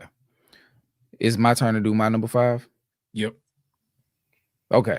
So my number 5, hailing in by way of, where's she from? She from Tampa? Yeah, Tampa, Florida. By way of Tampa, Florida, coming in at whatever height, whatever weight, the TDE phenomenon. Doji. Oh, that's too big. Let me reiterate. Yeah. Switch this. Hold on, my bad. Fucking it all up. Where alligator bites never heal. This project is probably, this is one of the easiest listens of the entire year. This was a project that I didn't have to listen to again to get more of a feel. It was straightforward. It got better and better each listen. Well, it did eventually hit a peak and then it dropped down just a tad. But this album is really good. But TDE has this thing where they make projects and call them mixtapes. And every time they do that, it always feels disrespectful to call it a mixtape, because we're talking about I think Habits was a mixtape, if I'm not mistaken. Sylvia Demo was a mixtape. Alligator Bites was a mixtape. Shit, Kendrick Lamar EP was a fucking mixtape. I'm missing one. Sylvia Demo, this, Rayvon's project, the 2 projects. Yeah, OD, that one felt like a mixtape. That one felt like a mixtape. But the ones around it didn't. Like I said, Section 80. This album has all of the elements that I would expect from a complete for an MC that's complete at the stage that she's at, like being introduced. And she even exceeded that. So I'm very excited to see what her debut album sounds like, because now I feel like she has the full support of not only TDE as the in-house label, but the label that she signed to that I don't know off the top of my head. But this was a really good fucking album. And this album is so good that it's the first album of my top 10 that I can tell you my favorite songs without looking at my phone. Boiled Peanuts, Bloom, Wait, what's the song? What's the song with Cunt Fetish on it? Get the fuck out my way, bitch. Move. I love that song. That's one of the ones. Fireflies. That is a fire song. I love Fireflies. Nissan Altima. Is the other song named Prophet? Prophet. Fucking Death Roll. Yeah. Fire, bro. This whole album is fire, bro. And I love how she connected the tonal shifts of the project with like they weren't necessarily skits, but just conversation pieces that she was having with herself, whether she was recording herself like on a stream or something like that, or something maybe that she took from a therapy session or something like that.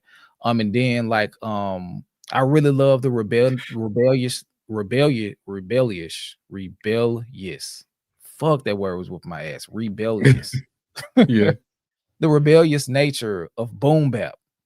I love it. I absolutely love it. I love what it meant to the album. I love what it means to the evolution of Doechii, like standing on what she believes in as an artist, not willing to be limited to any particular box, because I feel like as an artist, she demonstrates so much and has shown so much already in her early career that putting her in any given box is a box that's too small and it's going to have too many constraints, because she can do so much as an artist.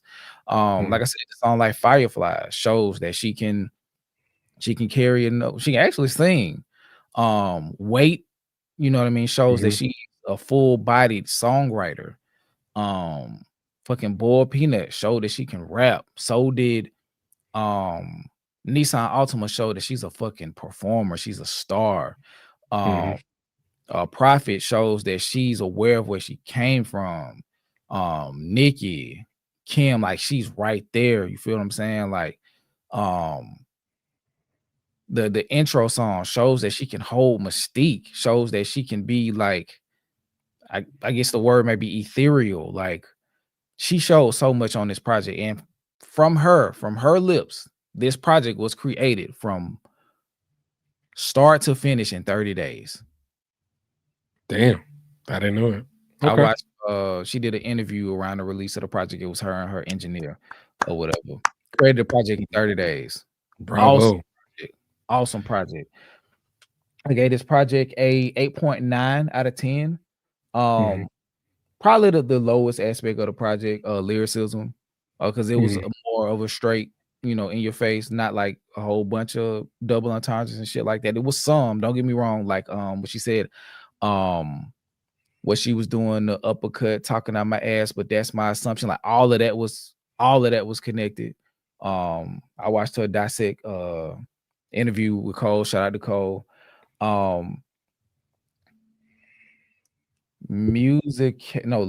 Production, excuse me. 4.6 out of 5. This was a very good produced album. Very well produced album. Shout out to her production team. Musicality, 4.5. Good listen. It was really a great listen. If it was more, if she beefed up the lyrics, this becomes a great all-around album. Replay value, 4.8. 4.8. I can just play this shit over and over. Like, it's not one weak song on this entire project to me. I agree. It's not one weak song on this album to me. This is one of the more complete. Yeah. I think you said it. This is one of the more complete albums of 2024. Yeah. It is by far, for sure. It's number 5, so apparently, obviously, it's not the best. There are better albums, but like as far as like well-rounded, not really a low point on the project, it's one of those. And finally, Themes and Concepts, because it was more of a loosely connected album that she tied together through the skits. I gave it a 4.2 out of 5. Once again, Alligator Bites, Never Heal. Really good project. Borderline great from Doechii. 8.9 out of 10. Nah, fuck it. It's a great project. It's levels to great. Once we get into 9, because I like amazing is more than great to me. So once we get into 9, we're talking about amazing. Shout out to Kia. She said, happy to see Doechii is in you guys' top 10. Absolutely. Like, it was a lot for top 10 the moment I heard it.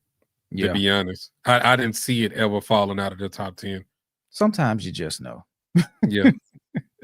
And this was one of those. Yeah. Let's go. Which we had, number 5 or number 4? Number 4. Yeah. Soulberg was my number 5. My number 4, Skip ain't gonna like this one. Well, he do like it, but he ain't gonna like where it's at. Yeah. Motherfucking right, nigga. My number 4 album of 2024 is Schoolboy Q, Blue Lips. Listen, in terms of the TD artists, Q has never really been like my go-to guy. I really started getting to him more recently. This probably with Crash Talk, really, that's when I really just like start watching him. You know what I'm saying? Because I heard Oxymoron. I didn't hear Blank Face until you kept hyping it up. So I went back and listened to it after the fact. But when it came out, I never heard it. They wanted another album before Blank Face? Oxymoron. I thought that was after. Oxymoron was the debut album. Oh shit. Okay. Well, it was Oxymoron, Blank Face, Crash Talk, then this. Okay. All right. Well, I heard Oxymoron because they had Man of the Year, Studio, and all the songs that was hit. So I definitely heard that album. But I didn't hear Blank Face, and I heard Crash Talk. Crash Talk wasn't my favorite. It didn't really gel like that with me. But this one though, at the gate, he was, first of all, he rapping his ass off on this entire album, and the production, I feel as though it's probably the strongest point in the album is the production. And the fact that you said that, as far as you was, following him, that he was more hands-on with the production in terms of like the meticulous aspect of just taking his time with it and fine-tuning everything, using all the different inspirations and samples, and just the musicality of it is just top tier, bro.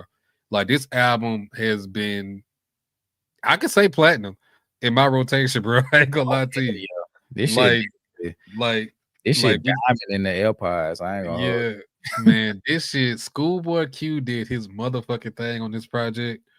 And anybody who says something bad about this album, to me, I just feel as though it's a hater, in my opinion. What?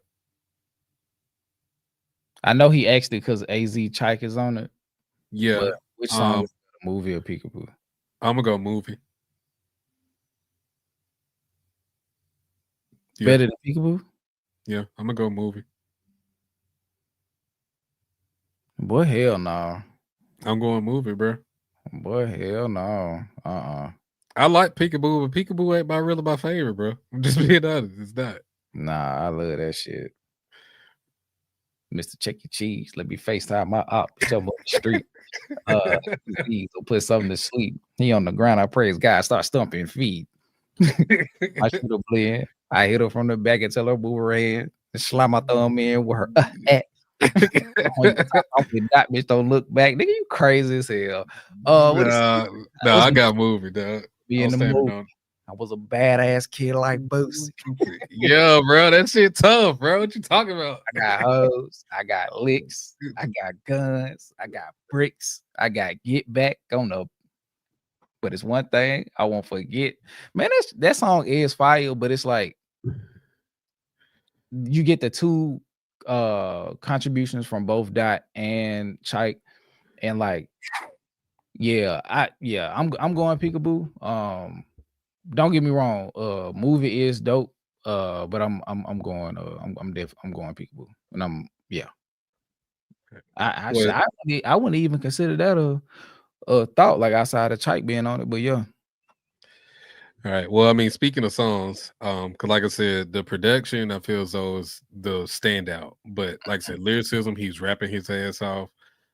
Some of my favorite songs, or my favorite song is probably Lost Times.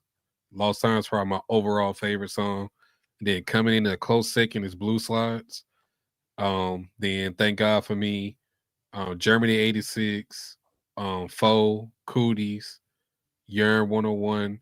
Like that run he went on from Lost Times, Germany 86, from 3 to 18. Yeah, like it was Lost Times, Germany 86, Pig Feet. What else was after that?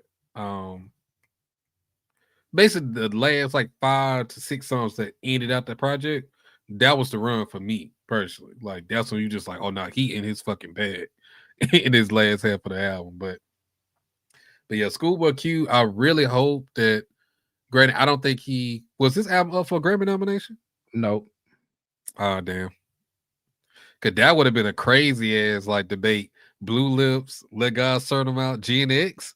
No, this album came out in March of last year. It would have been in the 2025 Grammys, not 2026.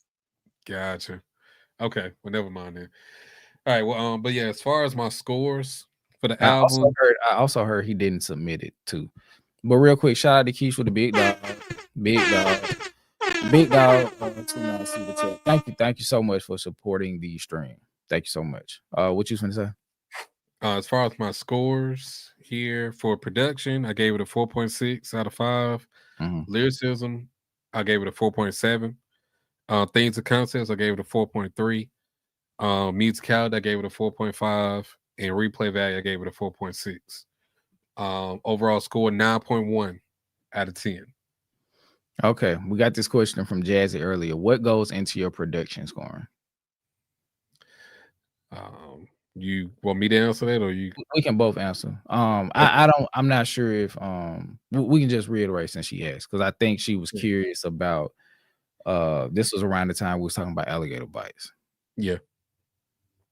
Was for me as far as production, as far as how, in terms of like the actual beat itself, Hmm. like as far as like the sample use, if it's a sample, beat pattern, how it flows into the next song, or just, and then the actual quality, because sometimes when people have bad mixing and bad mastering for the most part. So Well, I sometimes, consider that a part of musicality. I don't put that in production because the producer oh, don't really have no input in that. oh really? Yeah. Well, I was thinking about that too in production, but I mean, it goes hand in hand, really, to be honest. But as far as just production, just really how they use the beat, I will say, in simplest terms. But it's really just more so preference, to be honest. If I like this beat or not, that's just really what I go with. So, and it's not a single beat on this album that wasn't fire. So that's just how I look at it. What about you, Skip? Production for me is based on a litany of things. It's based on a litany of things. But like kind of like DJ said, like it's we can only score based on what's given, and we take it into consideration once it's given. We don't look at it like, oh, it should have had this. It's just Yeah, how good is what's given. So, yeah, like a question that was asked last time, it was like, does the beat get less of a score because it's minimalist? No, it's just like, yeah, okay, whatever the given beat is at this time, like we judge each beat on its face. So it's like, for example, like Cooties. And then I think Cooties, it goes into maybe Yearn 101. Those are two mhm, completely different types of beats. Like, mhm, if I'm not mistaken, Cooties has like the uh heavy piano playing in the background, and then you go into Yearn, it's like kind of sound like electric and maybe a little house with the claps and shit. That's kind of like reminiscent of Schoolboy Q's earlier project, like Oxymoron. So it's just how each beat does with what it presents. That's the mhm. biggest thing. Like, how is the beat presented and executed? You know what I mean? Like, if it's more on the minimal side, it's like how good does it sound? You feel what I'm saying? Like, um, is the beat redundant? Is it too redundant? Like, does it develop? Like, does it give you something? Does it elevate the song? Does it bring the song down? You know what I mean? Like, does it it's kind of like because of course it's a side dish, you Yeah, know, so it's like because you know the wraps are like the main dish, or the main course on the dish. So it's like how does it complement the main dish? That's one point. Like how like if we're looking at it as a standalone, like how good is this macaroni, man? yeah,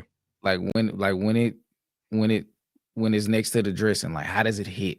You feel what I'm saying? Like, so yeah, it's just it's several different ways, but it's not super complex. It's just like how good is the beat? It's too simplistic. But it's just different things. Like it's basically like tasting food. You can't yeah. really explain it. You feel what I'm saying? And for But the most part, when you, at least how I look at it, production and musicality, the scores to me should be similar or close to each other because they kind of go hand in hand. But what I feel what separates the production from the musicality is what you actually do with the beat. So that includes like the chorus or just how the song sounds or how it makes you feel in that moment. For me, that's how I look at it, and that's what makes it separate at that point. The production is how it sounds, but the musicality goes into how it makes me feel. That's the easiest way that I look at it. yeah, Skip may look at it differently, but that's how I look at it. yeah, they're close, like kind of like how we had like themes and concepts and lyricism. They're on the same street, but they're going in completely different Two different directions. directions. Yeah, Um, like for example, with the musicality and the musicality is the song itself. yeah, How good is this collection of songs from a tonal perspective? Like, how good do these songs sound as a collective? hmm, You know what I'm saying? Like I say, the beat is a side dish, the beat is the macaroni, but how good is the meal? The meal is the musicality, hmm, sonically. yeah, Themes and concepts is like because you can For example, like J. Cole on Might Delete Later. It's like the themes and concepts, there are literally like that album is almost barren of themes and concepts. But but in DJ's perspective, he's rapping really well on that album. So you can have good rapping and poor themes and concepts because all of the rapping in the world has, like, if it doesn't have the storytelling element, it's not going to lend to creating themes and concepts. So and vice versa. You can have a album that has like Igor, great themes and concepts. Lyricism isn't too high on the project. It's not. But the storytelling and the thematic elements from the way that the Sonics is built and how the story progresses, because it's more linear, creates a great thematic project. It's just not great lyrically. You feel what I'm saying? Right. But then you can get an album like Samurai that has, in my opinion, great both. Like the themes and concepts are really good and the lyricism is good on that album. So like I said, it's on the same street, it's just going in different directions. Hopefully, if the project is good, they still end up in the same place. Like that's when you get to a special album. But yeah, so were you done with Blue Lips? Yeah, I was done with Blue Lips. My overall score is a 9.1 out of 10. Sounds good. Let me get to my number 4. My number 4, shout out to it, man. Really good album. First album of the year last year to make me cry. First album of the year last year to make me cry. I think I know what this is. It's kind of ironic because the title of the album is Please Don't Cry. My number 4 album of 2024 is from none other than the hip-hop heavyweight. I said it. The hip-hop heavyweight, Rhapsody. The Barsmith. Amazing writing. Shout out to Rhapsody. Please Don't Cry is in contention for her best album in her catalog. Only second or neck and neck with Layla's Wisdom. I feel like that is an amazing album. I love Layla's Wisdom. But I really like this project too. No growls on this project. No growls on this project. Some of my favorite songs. Oh my God, like Marlena. What's the song we hit? Asteroids. Fucking Loose Rocks. Damn, that song is insane, bro. Let me pull up the album. So I got this one saved. I can just pull this one right on up. Okay. Marlena, Asteroids. I like Look What You've Done. Stand Tall. That One Time is really good. 3 a.m. Absolutely fire. Never Enough was fire. God's Light. Back in My Bag. Bruh. That song is fire. Nico's Interlude. Shout out to Nico Brim. I feel like Rhapsody smoked Lil Wayne on Raw. Yep. Lonely Women. She talking about that coochie piece. Crazy. That song is so crazy, bro. That song is But hey, Sleeper for favorite song on the album. A Ballad for Homegirls featuring Baby Tate. That is fire. Yes. Faith, really good closeout. Forget Me Not didn't have much on it, but yeah, this was a really, really good album. Really good album. Very solid. I think this album like fixed a lot of some of my gripes on Eve.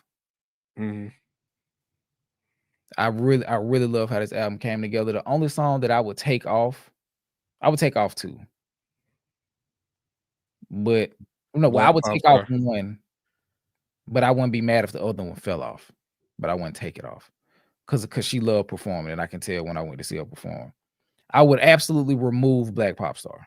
That song has to go. It gotta go. Gotta go. Gotta get up out of there. I hate that song. Yeah, I don't like Black Pop Star. If D&D was not on the project, I wouldn't be mad. 50. Oh, okay, yeah. I wouldn't be mad. Them two songs back to back just don't It's sit just well one on of my- them days. I Yeah. do, I do not like that song. In the mood. I do not like that song. I kind of like that song. Hold I do on not now. like that song at all. But now Black Pop Star gotta go. That shit gotta go. Gotta get up out of there. Gotta Get up out of there. Gotta get up out of there. Shout out to Katie. She said, "We are DeCypherEd. Is there any album on you all's list that each of you may not have listened to? Be honest. I don't Like may understand. not have listened to if we weren't doing the review. Yeah, like I don't understand the Is question. that what you're saying? I mean, because every album that we went through it together. Like it was on the list for a reason. So we all heard every album. I'm thinking she's asking if we didn't do this, would we have listened to it? Oh yeah, I said JPEG. I would have never listened to JPEG if it weren't for this. But let's see what she got to say. Hopefully she comes in quick so we can go ahead and go to the next. Eminem too. I would have never listened to that Eminem album if it weren't for this. Just being honest. What you got, Katie? That's why I said I appreciate the process because it's really making me more open to listen to music that I normally wouldn't even care to, thought to listen to. So that's the whole point of it, of doing, well, not the whole point, but that's a byproduct of doing this is open yourself up to new experiences and new artists. So yeah. Okay, we're gonna move forward. Maybe she'll answer it. Yeah, Please Don't Cry. She said I wasn't aware that you both listened to each selection, not together like in unison, but the list was created like 100 albums, 108, right? Something 105. like that. 105. And we listen to the albums and we make notes on them through the course of 4, 5, 6 months. And then we come together, condense our 105 to 70, 55, 35, 25.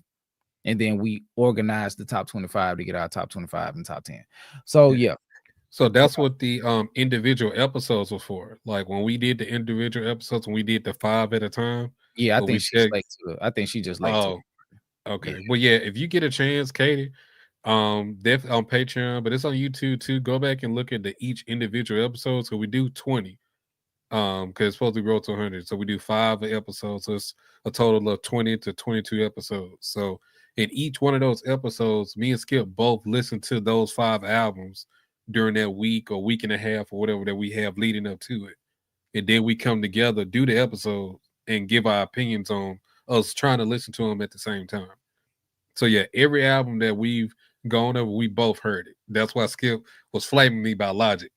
Because he didn't feel the same way I did about Logic. So well, what did you gave it an 8.6? I think I gave it like a 7.9 or like an 8 flat. So I went far off. I just think album wise, it's a bunch of more albums that I had over it. Yeah. Like out of my top 38, any one of the albums from 24 or 20 to 38 could have been in the 20 to 25 range. Yeah, I was saying that earlier too. Like they was on the bubble. Like they could have easily got right in there. So she did say she's a new member. Yeah, okay. I think that's why I was waiting on her to respond because I figured that was what she was asking. Okay. But yeah, so Please Don't Cry, 9.2 out of 10. Mm-hmm. Big dog. Yeah. Lyricism, 4.8 out of 5. Okay. One of the best rap performances of the year. Penton working, immaculate. Shout out. Watch out, Lupe. Watch out, J. Cole. Watch out, J. Cole. Watch out all of the other guys. Like this may be the best rap album of the year. Probably second to only Lupe. Because Lupe was just going super stupid with all of the metaphors and all of that shit. But even still, hers was more sonically pleasing because that's also a part of being able to rap. So yeah, production, very good. Great, actually. 4.5 out of 5. Musicality, also great.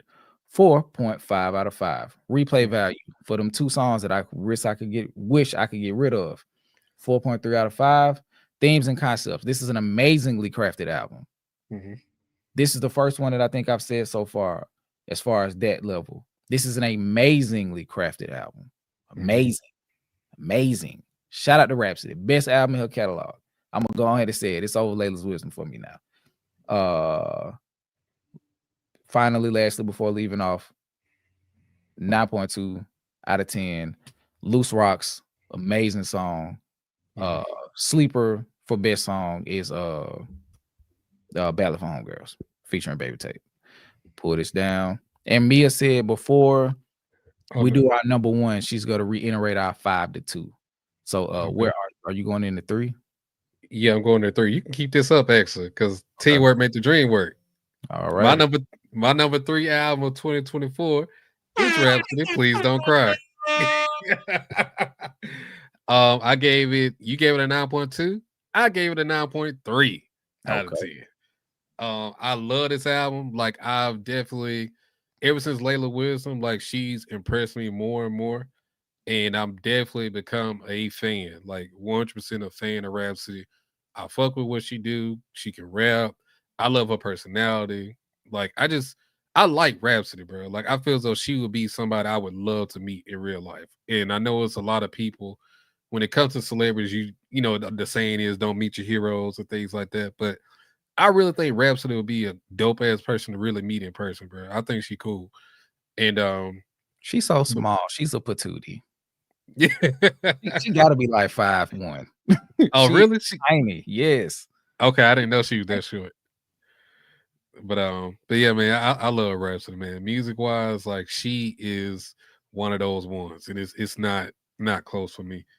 Some of my favorite songs is Marlena, Fire, Asteroids, 3 a.m. featuring Erykah Badu, God's Light, Back in My Bag, Faith.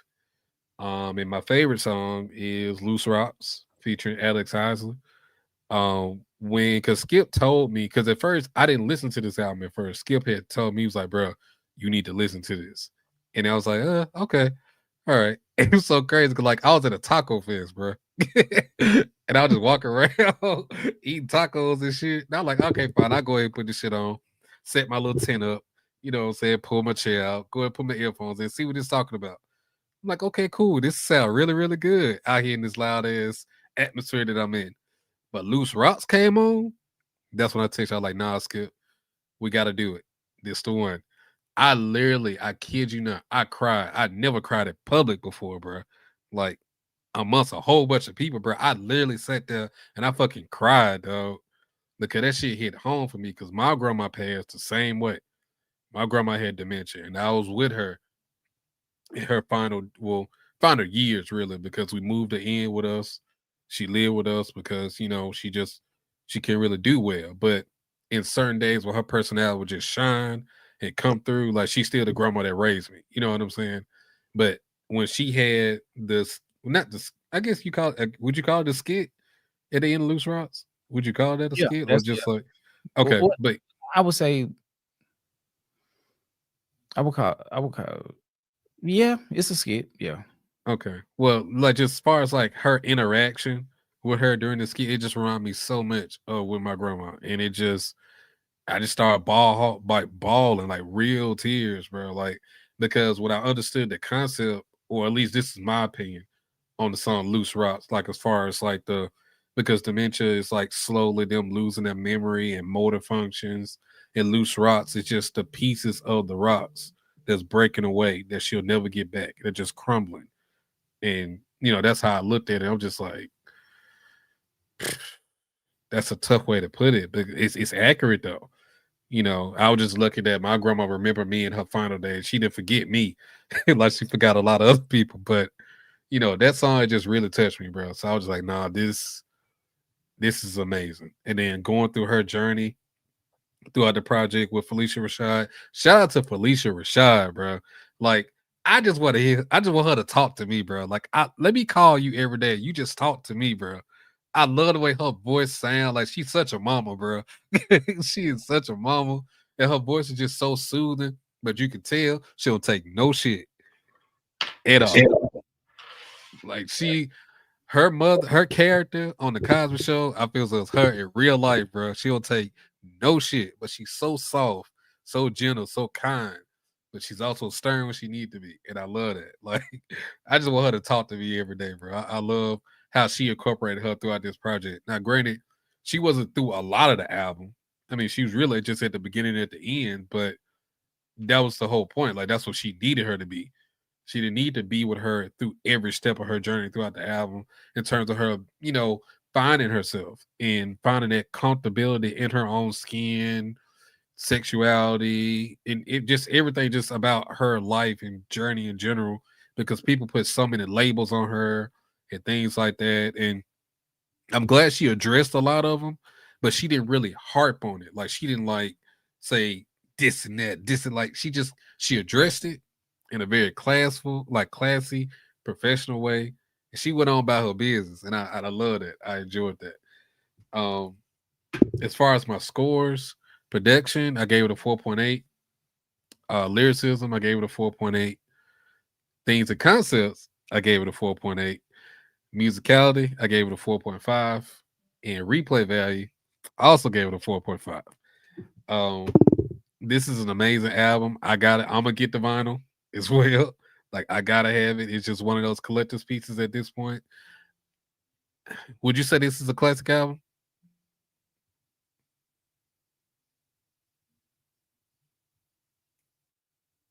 I don't know. I just know that I can't make a determination on that one yet. I can't either, but I will say this album versus Eve, because I was real high on Eve when it first came out. Mm-hmm. But over time, it didn't really age as well as I originally thought it was. This album was amazing from the start and got better over time. I feel so that's the difference for me. So that's why I was even thinking about calling it a classic, because it gets better the longer that I sit with it. So it was a very well compiled album too. Yeah. I just hate them two songs back to back like that, bro. Yeah. Maybe they were spaced out, but yeah, I hate Black Pop Star. I really do. I don't like that song either. Like, she did not need that. And one song is not enough to stop an album from being a classic. It's just, I think it's in that space where we'll look back 2 years from now. Because I like you said, I was really high on Eve, and like it's one song in particular that just grinds my gears on that album. The song Aaliyah. Yeah. Bro, I hate this. Excuse me. I hate that song so much because it's like, who the fuck was in the studio when you were doing the ad libs? It's like little shit like that just like irks me in parts of that album, because it's not necessarily the songs per se. It's like what the fuck she was doing like behind the vocal. I gave it a 9.2, Katie. But yeah, it's just that song. It's just Black Pop Star. Just take that off. But yeah, in a couple years, I'll be able to look back and give it a determination. Some albums you just know. Yeah, you just know. All classic albums aren't created equal. Like, Let God Sort Them Out. Instant classic. Immediate. Because for one, not only is every song good, every song damn near is perfect. The production is perfect. Yeah. Malice, every verse, amazing. Mm-hmm. Some of them hoes perfect. A lot of them perfect. Like we came off that album like, hold on. Is Malice like about to run away with Lyricist of the Year? Yeah, yes. But hey, that's 2025. That's 5. Yeah. Let's stay here. But yeah, Rhapsody, Please Don't Cry, my number 3 album for 2024, 9.3 out of 10. Okay, let me get to mine. What is mine?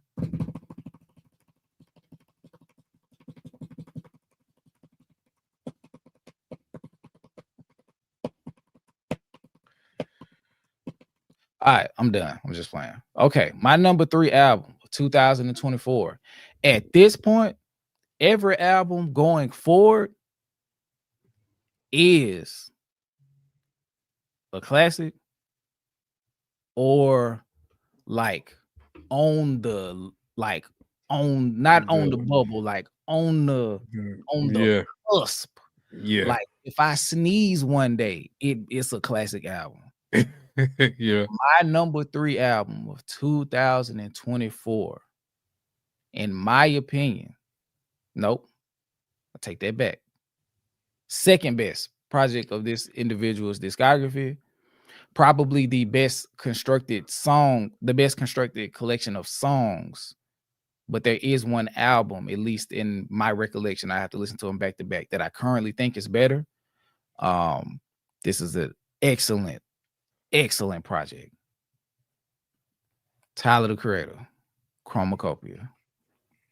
When I tell you, Chromacopia. watch this. Chromacopia. Yeah, this album, bruh, first listen, you get everything. I think the only thing that stops it from not being 2 or 1 is this album, while very artistically, while done extremely artistically well, some of the song structure just isn't as mature as the subject matter. Yeah. That's the only thing holding it back. I don't and what's the other song? The song number 2. The Ratatata. On me, 100,000 on me. Yeah. Yeah, that song is probably the one song I will remove. I will replace it with Dogtooth. If I could. Because especially with the understanding that he was creating both of these albums simultaneously. Yeah. I would have replaced it with Dogtooth and just resequenced it somewhere on the album. Because Dogtooth was the deluxe edition. It went on the original album. Yeah, so it was on the deluxe of Call Me If You Get Lost. Yeah, so this Dogtooth definitely could have made Chromacopia for sure. So I agree with that. And it's pieces of the hook to that song on this album. It's on Judge Judy. Mm-hmm.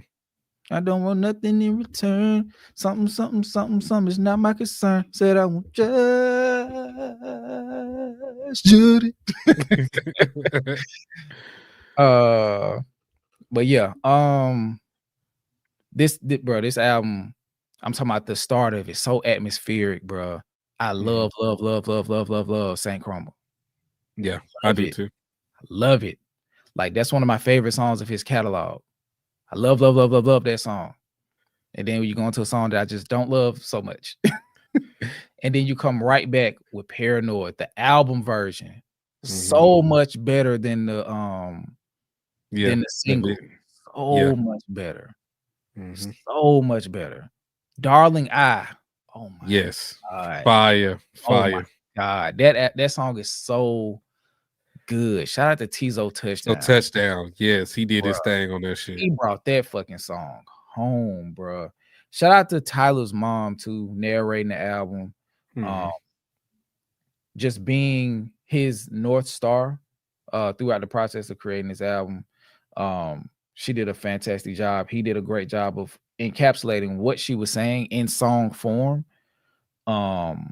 Great job. Hey Jane. Oh my God, that song is good. I Killed You. That's probably the sleeper best song on here. Most important song on the entire album. That and I Hope You Find Your Way Home. Yeah. No, top 3 most important songs. Oh shit, I forgot about Like Him. Okay. Most important songs on the project. I Killed You. I Killed You. Like Him, and I Hope You Find Your Way Home. Yeah. Honorable mention to Take Your Mask Off, but I say the other 3 because they're directly related to him specifically for the entire song. And they're a part of him molding his individual cycle. I would say Noid too. Noid is him addressing the superstar aspect where he is right now, currently in rap. So I think that's a part of it too, those 3 songs, because once you address the core, then now you got to address everybody else. And yeah, but for me, I'm just talking about like it is important, don't get me wrong, but like the top 3, because his reaction to Paranoia is in part directly related to the other 3 songs. Right. So maybe if one of the conditions was different, and I Hope You Find Your Way Home, or Like Him, or I Killed You, his perception on fame will be completely different. Mhm.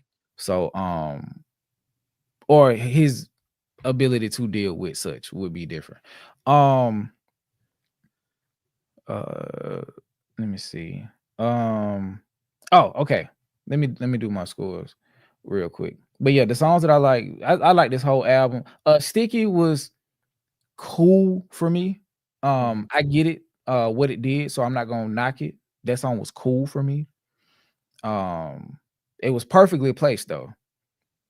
Cool. Ratata, don't like it. It could come off the album for me. Who trying to get some money from me? Okay. So to the rankings, another 9.2 out of 10. Lyricism, 4.2. Production, 4.8 out of 5. Musicality, 4.8 out of 5. Replay value, dumb high, 4.8 out of 5. Themes and concepts, shout out to his mama creating the thematic through line for the album and him bringing it home. And it's all about like how like Chromacopia is like he said like how like what felt like home for him, and then with the end of the album being I Hope You Find Your Way Home, and all of this just being a way to find his center again. Wow, amazing conceptual album. Great job, Tyler the Creator. 9.2 out of 10. What you got for number 3? Shit, man. Teamwork made the dream work. Go on, leave your boy up there. My number 2 album of 2024 is Tyler the Creator, Chromacopia. Yeah. I love this. Yeah, go ahead.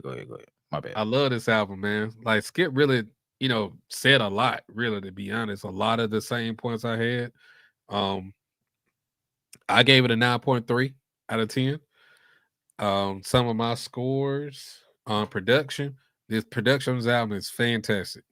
Like I almost gave it a 5, but I gave it a 4.9 out of 5 because it was for Ratata.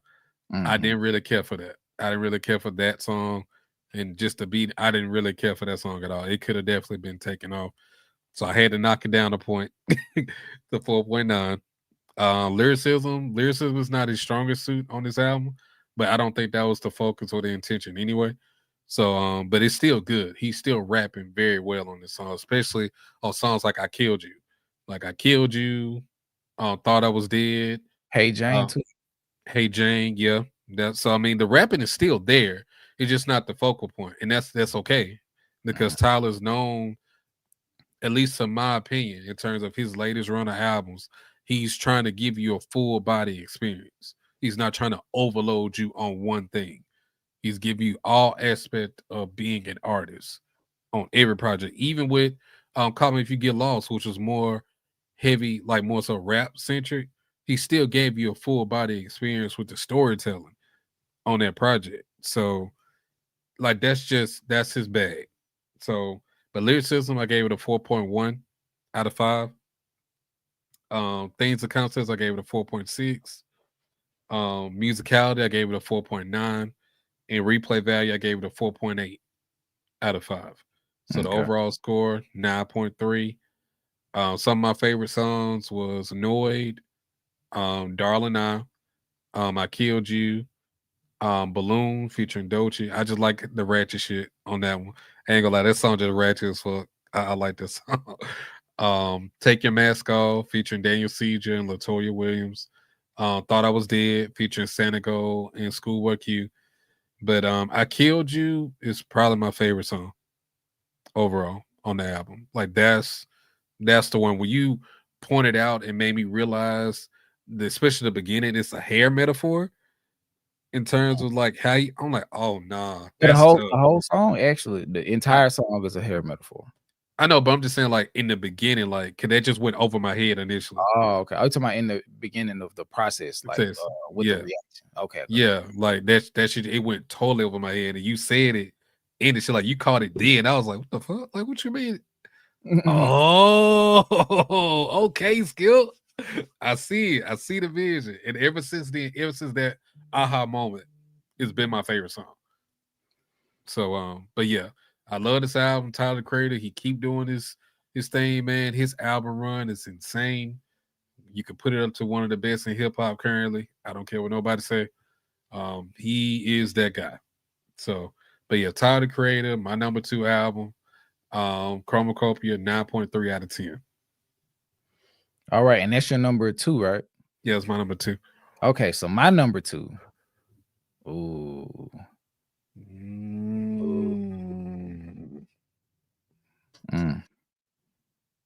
Where we going, chat?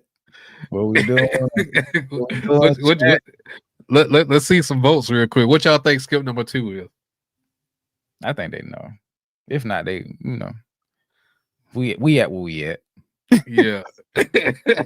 Yeah, what we talking about, chat? Number 2 Elway here.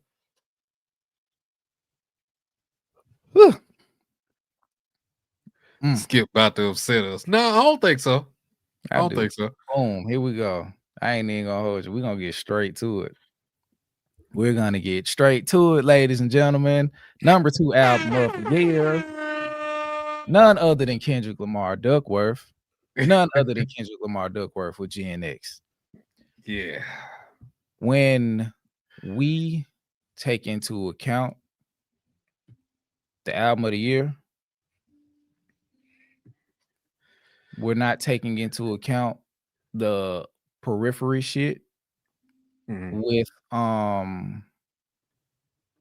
impact and commercial success and widespread reception and all that other shit. What reception? I mean, no, still no. It's just the album in a vacuum, as if nothing else exists. Yeah. Just take it on its face. However that particular album experience is, you make your ratings for that, and you take whatever comes with that. GNX, while quite possibly a classic album as far as purely music, I'm not talking about anything outside of track 1 to track 12. I'm not talking about none of the shit that came after it. I'm not talking about the tour. I'm not talking about it being a victory lap off beating Drake face in. I'm not talking about the renaissance of LA and how it helped. I don't give a fuck about none of that as far as critiquing the actual art. Right. This album is fun. This album is really fucking good. It has Kendrick's discography is so fucking good.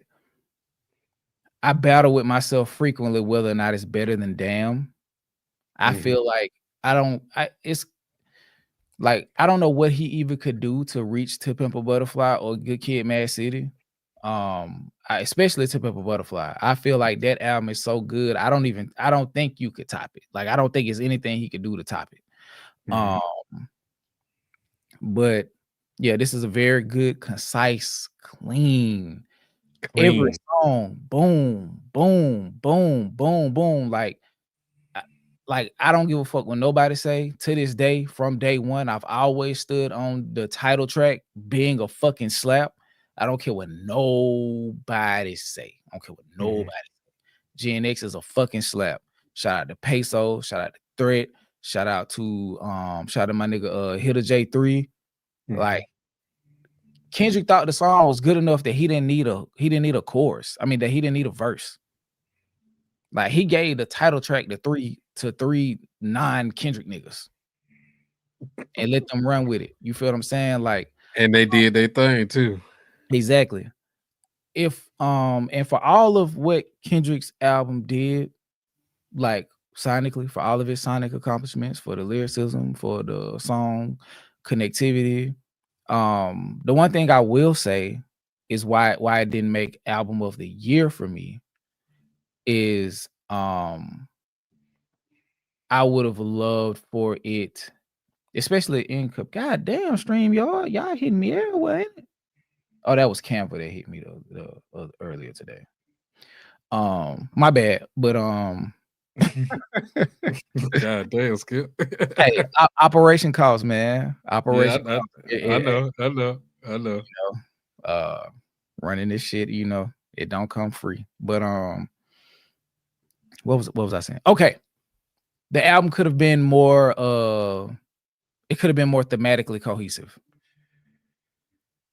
in my opinion. In respect to it being album of the year. Like any other year in 2023, this is album of the year. 2022, this is album of the year.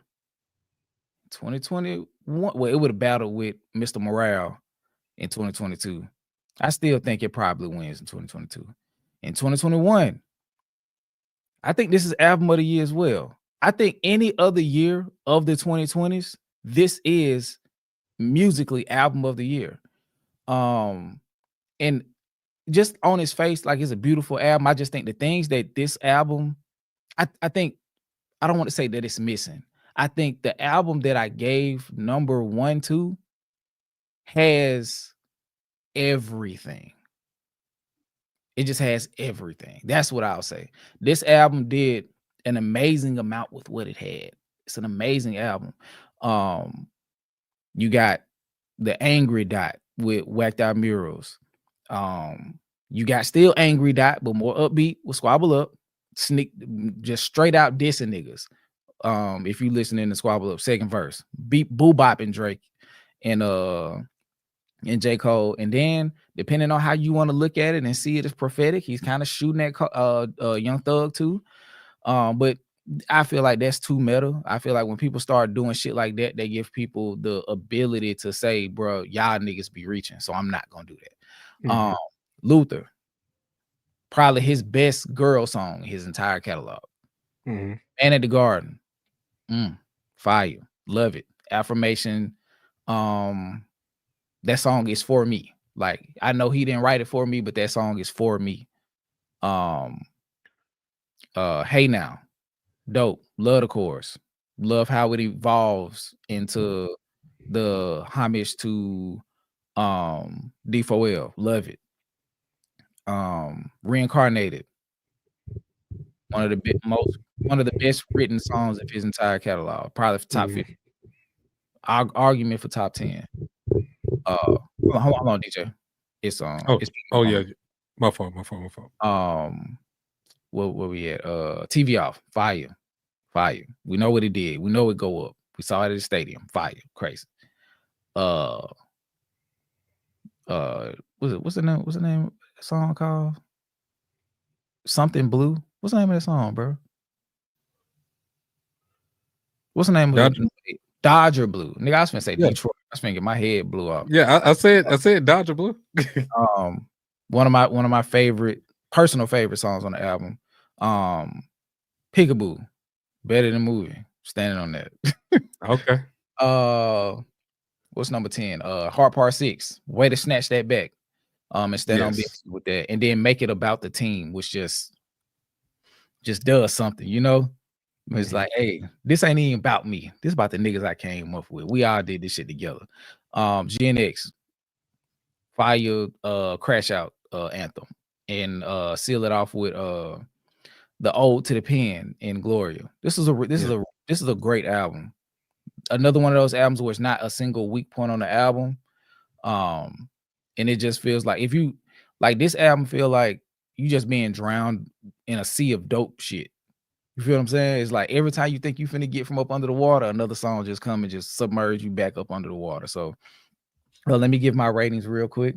GNX 9.4 out of 10. Okay. Lyricism 4.4 out of 5. Production 4.6 out of 5. Musicality, because all of the songs are complete bodies of work to me, 5 out of 5. Replay value 5 out of 5. Themes and concepts, like I said, could have been tighter, but obviously that wasn't the intent with this project. 4.5 out of 5. Like I said, 9.4 out of 5. Excellent album from Kendrick Lamar, probably top 3 in his discography. That's what I got. And what you finna go into number 1? Yeah, my number 1. Will you pump your brakes real quick? We waiting on Mia.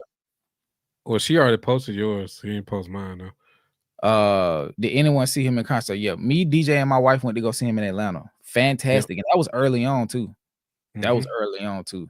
But one thing I do remember from Dot saying, he was like, he was happy to get back to like the essence of rap. He was talking about like biting down. And if you go back and listen to the album, like that particular phrase makes a lot of sense in the world. What makes all the sense in the world? You feel what I'm saying? Because he like what is that? Or did somebody whacked out my mural? Like he's literally biting down as he's rapping, like he's gritting his teeth when he's rapping. Like it's a whole thing that he embodies. So like when you listen to it again, like he's literally biting down the entire album. He's biting down the entire album. But yeah, lyricism 4.5. Like I don't see personally how you could put it higher than that. Because like some of the songs are just not lyrically not lyrically focused, but they just don't.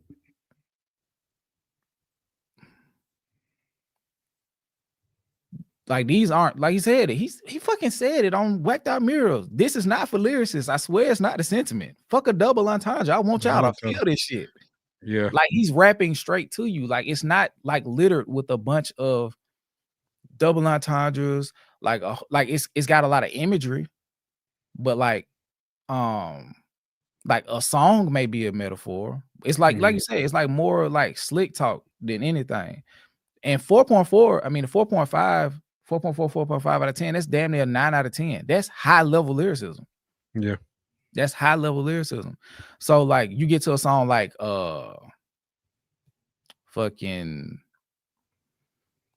Reincarnated. That is a lyrical masterpiece. That is a lyrical masterpiece. But when I'm talking about lyricism, when like if you listen to Kendrick like I have, when we talk about lyricism, we talking about Black of the Beard. We talking about Institutionalized. We talking about For Free. We talking about Mortal Man, Duckworth, Feel, fucking Sing About Me, Dying of Thirst, what's another one? Fucking even go back further than that, Rigor Mortis,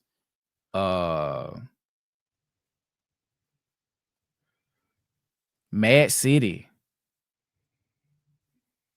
even Good Kid. Like when we get to talk, Complexion, fucking Mama. That's probably one of Kendrick's best like rap songs. Like that first verse on Mama, that's a 10 out of 10 verse. Like period. How much a dollar costs? Like we excited because GNX was what it was and it is what it is.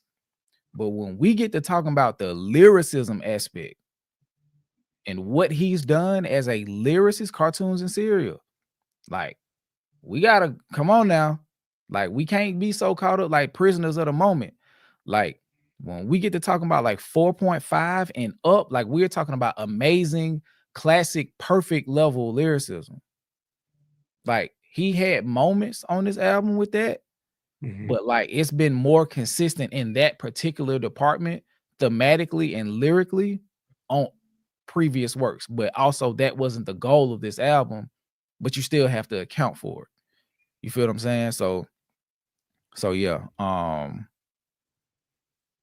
Yeah. Did you give it a 9.4? I gave it a 9.4 out of 10. Okay. Oh, and I was looking for, and it's a couple super chats I wanted to read before we went forward. Okay. Shout out to D2B2 with the $10 super chat.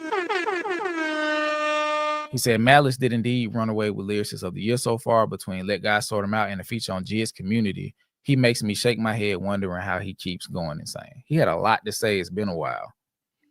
And the last one from D2B2, my impression of Tyler's mom is that she's the exact opposite of Terrence Crawford's mom. Yeah. She definitely gives insane helicopter mom. Definitely.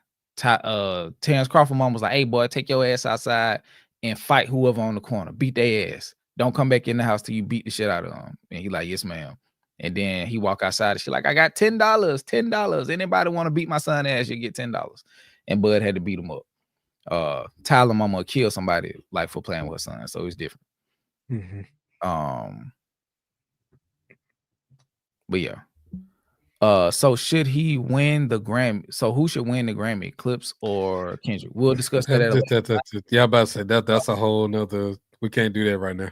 We'll Can't do discuss it that. at a later time.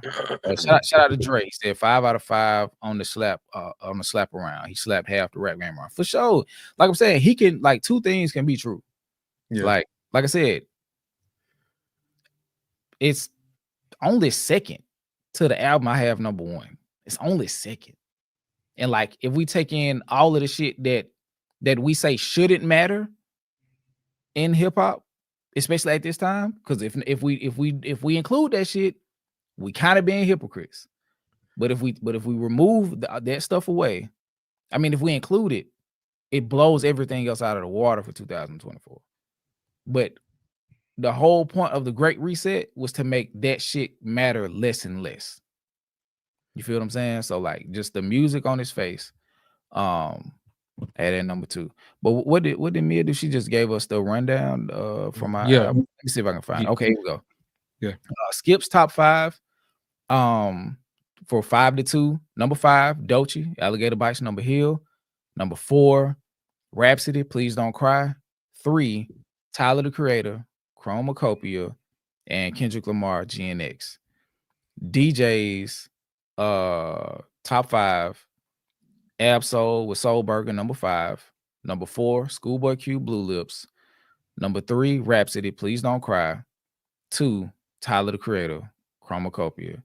And I'm going to let you go first with your album of the year, DJ. My number 1 album for 2024 goes to Who the Fuck is Luther? Yeah. Yeah. Number 1, Kendrick Lamar, GNX. My number 1 album, hands down for me, instant classic. Just like the same way I feel about Let God Sort Them Out. GNX for me is an instant classic. There's not a single song on here that I don't like. This album to me is damn near perfect, bro. I feel I can feel strongly and say that this album might be close to perfect, bro. And then it's not a long project either. It's only what 11, 12 songs. Like it gives you more than enough. Oh, my bad, bro. Hold on, my bad. Oh, you had GNX. Never mind. My bad. Keep going.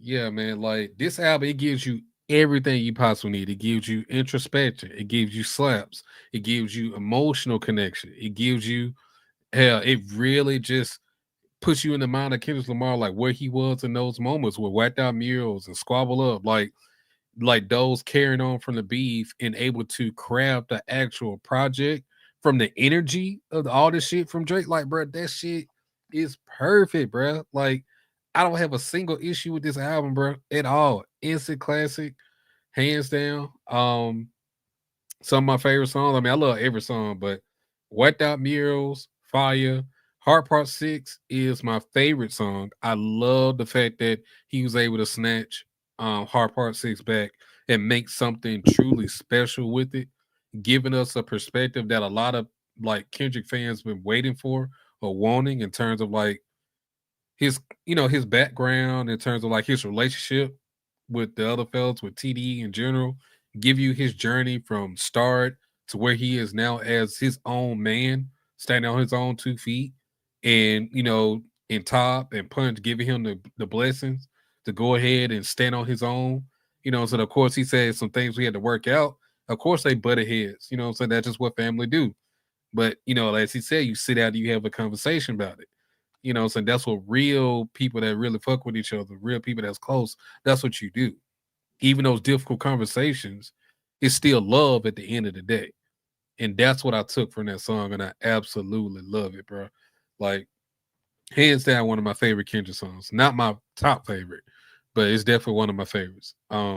Reincarnated, like Skip said, immaculate writing, masterful rapping and writing. Like that song, the way we broke it down in our Reincarnated breakdown, because we did a breakdown on this song. Like, that's probably one of my favorite like breakdowns that we ever done on this channel. Like I love it so much. TV off, instant slap. You know, playing at the Super Bowl, closing out the Super Bowl with TV off, like fire. Gloria, amazing song, amazing, well written song. Well, also with the emotional aspect of being able to getting his point across. I love that song. Dodger Blue, fucking slap. Like I love that song, even though it's about gang shit. But I still I still love the smoothness of it, bro. Like that shit just fire. And I love the fact that he, not to say that he's never been regional before, but I love how he took it back and made this a regional sound. He had all of the West behind him. I mean, all of hip hop really, but definitely the West was riding for Kendrick from the past year. And it was like an ode to the West. Like, this is gonna be a West Coast album from start to finish. He did just that. And with that in mind, I think that part really kind of helps the lyricism aspect, because I do agree with Skip that lyrically, I don't think it's his strongest album. I gave it a 4.5 out of 5 as well, because it is other songs on other albums that he's rapping way crazier than what he is on this album. But I think what puts it over for most people, myself included, is that the swag and the presence, the musicality of how he's rapping, in terms of like with the just really going down with the West Coast sound and the West Coast lingo and things like that. I think that kind of elevates the rapping, I feel, because it puts you in a space of like you really can see what the hell he's doing. And it just you can't say that it's not a regional album. And I think that kind of what puts it over, because the musicality, I gave it a 4.9 out of 5. Because it's just that West Coast to me, in my opinion. Production, I also gave it a 4.5. I mean 4.9 out of 5. Lyricism, 4.5. Things and concepts, I gave it a 4.5. At replay value, I gave it a 4.8 out of 5. What you And got production? 4.9. Oh, okay. 4.9 production, lyricism 4.5, things and concepts 4.5, musicality 4.9, and replay value 4.8. And my overall score was a 9.5 out of 10. Like this album, like I love it, bro. Like I don't think it was ever a point in time where my number one album was in question. Like Kendrick was always my number one. I mean Tyler was good. It's always was in the running in the top 3, top 5, but Kendrick was never in trouble of losing the number one spot on my list personally. So yeah, this was my instant number one. It was no album that I can go back to and say that, in my opinion, is better than this album from last year. So yeah, Kendrick Lamar, GNX, fantastic album. And then of course, when you put in all the outside accolades and all the shit that is done on the charts and impact that is done, of course, you can put it in classic. But I agree with Skip. You don't need to factor that into us ranking this album. Like I'm ranking this album solely off the music itself, not any of the outside, you know what I'm saying? What's the word I'm looking for? Any of the outside performance enhancers that you would get from everything else and all the Grammys and stuff. I'm not factoring in none of that stuff. I'll just talk about purely just how I feel about the music. And I feel that strongly about it, that it's my number one album of 2024. Shout out to Katie again. She says, so how is it number one, but not a score of a perfect 10? Don't kill me, just curious. I want to answer this one. Okay, go ahead. Because you kind of had this, I don't know if you said it, but somebody said, it's like, oh, no. You did say something about this, but not the 10 aspect. It's like we're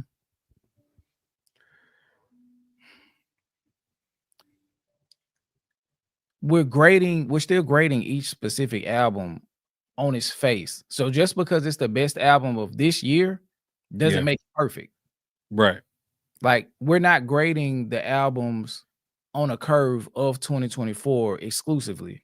So we have to take into account everything that you've heard throughout the process of your listening experience as far as being a fan of hip hop. You can't just like cut it off and put it in the perspective like that, because you really take so much context and what built your perspective on music away if you do that. You know what I mean? So just giving it a 10 would be dismissive to a bunch of, not a bunch, but some other albums, like, because like, bro, we got Nas like staring at me right here. Like GNX is hard. It's not better than Illmatic, bro. Like, then like Skip was saying with the lyricism aspect, like, I can't say that this is lyrically Kendrick's best album. I can't say that. Like, and then Skip, you said it perfectly in terms of what he said in Whacked Out Mirrors. Like, I think that was the whole point, was to make you feel this shit. And that was the appeal of it.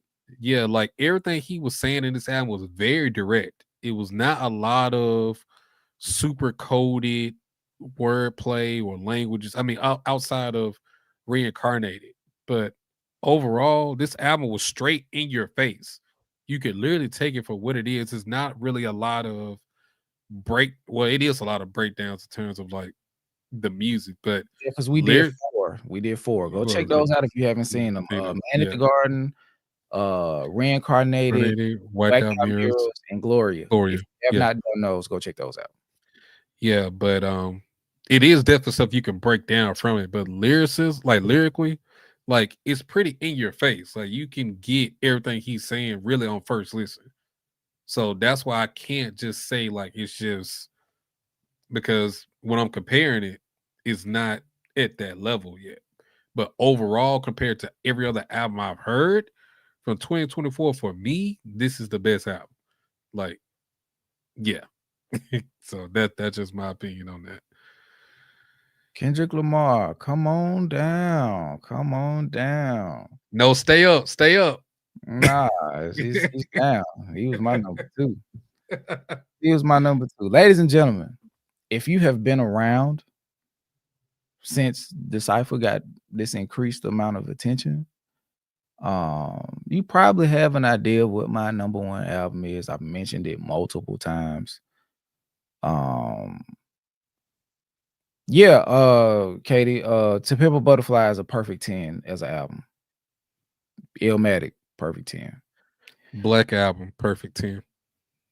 That's up to be discussed. We'll discuss that later. That's just my opinion on it.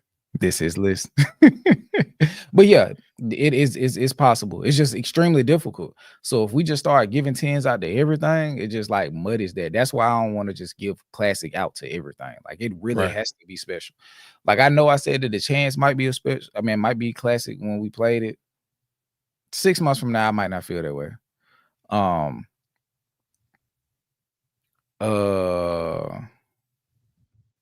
But yeah, let's get back to it. Let me make sure we got okay. So I put that up. Here we go. Number 1, Runaway. Runaway. Number one album of the year. Schoolboy Q, Blue Lips. Bruh, this album is fucking phenomenal. This album is fucking phenomenal, bro. This album is fucking phenomenal. That's all I can say, bro. This album is phenomenal. Front to back. Like, when you start to talk about how the songs bleed into each other, how the tempo continues to change and continues to keep you on your toes the entire album, how he confronts so many different elements, the fucking balance between fame when you have to decide whether or not to remain a person of integrity or decide to tap dance, shoe shine, nigga, keep dancing, talking about the Sambo shit and how that's part of the thematic element of the way the album was presented. The production is insane. Like, how he crafted the album intentionally by his word for the entire album to sound like one big song. Like, tackling issues with repressed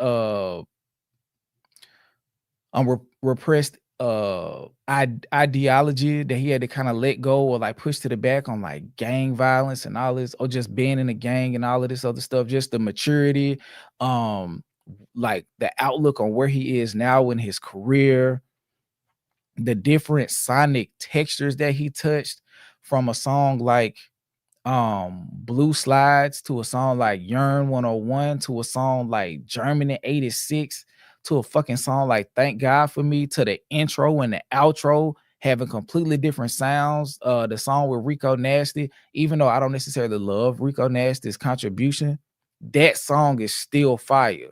The beat is still fire. You feel what I'm saying? What else on what? Let me pull up the songs on that album.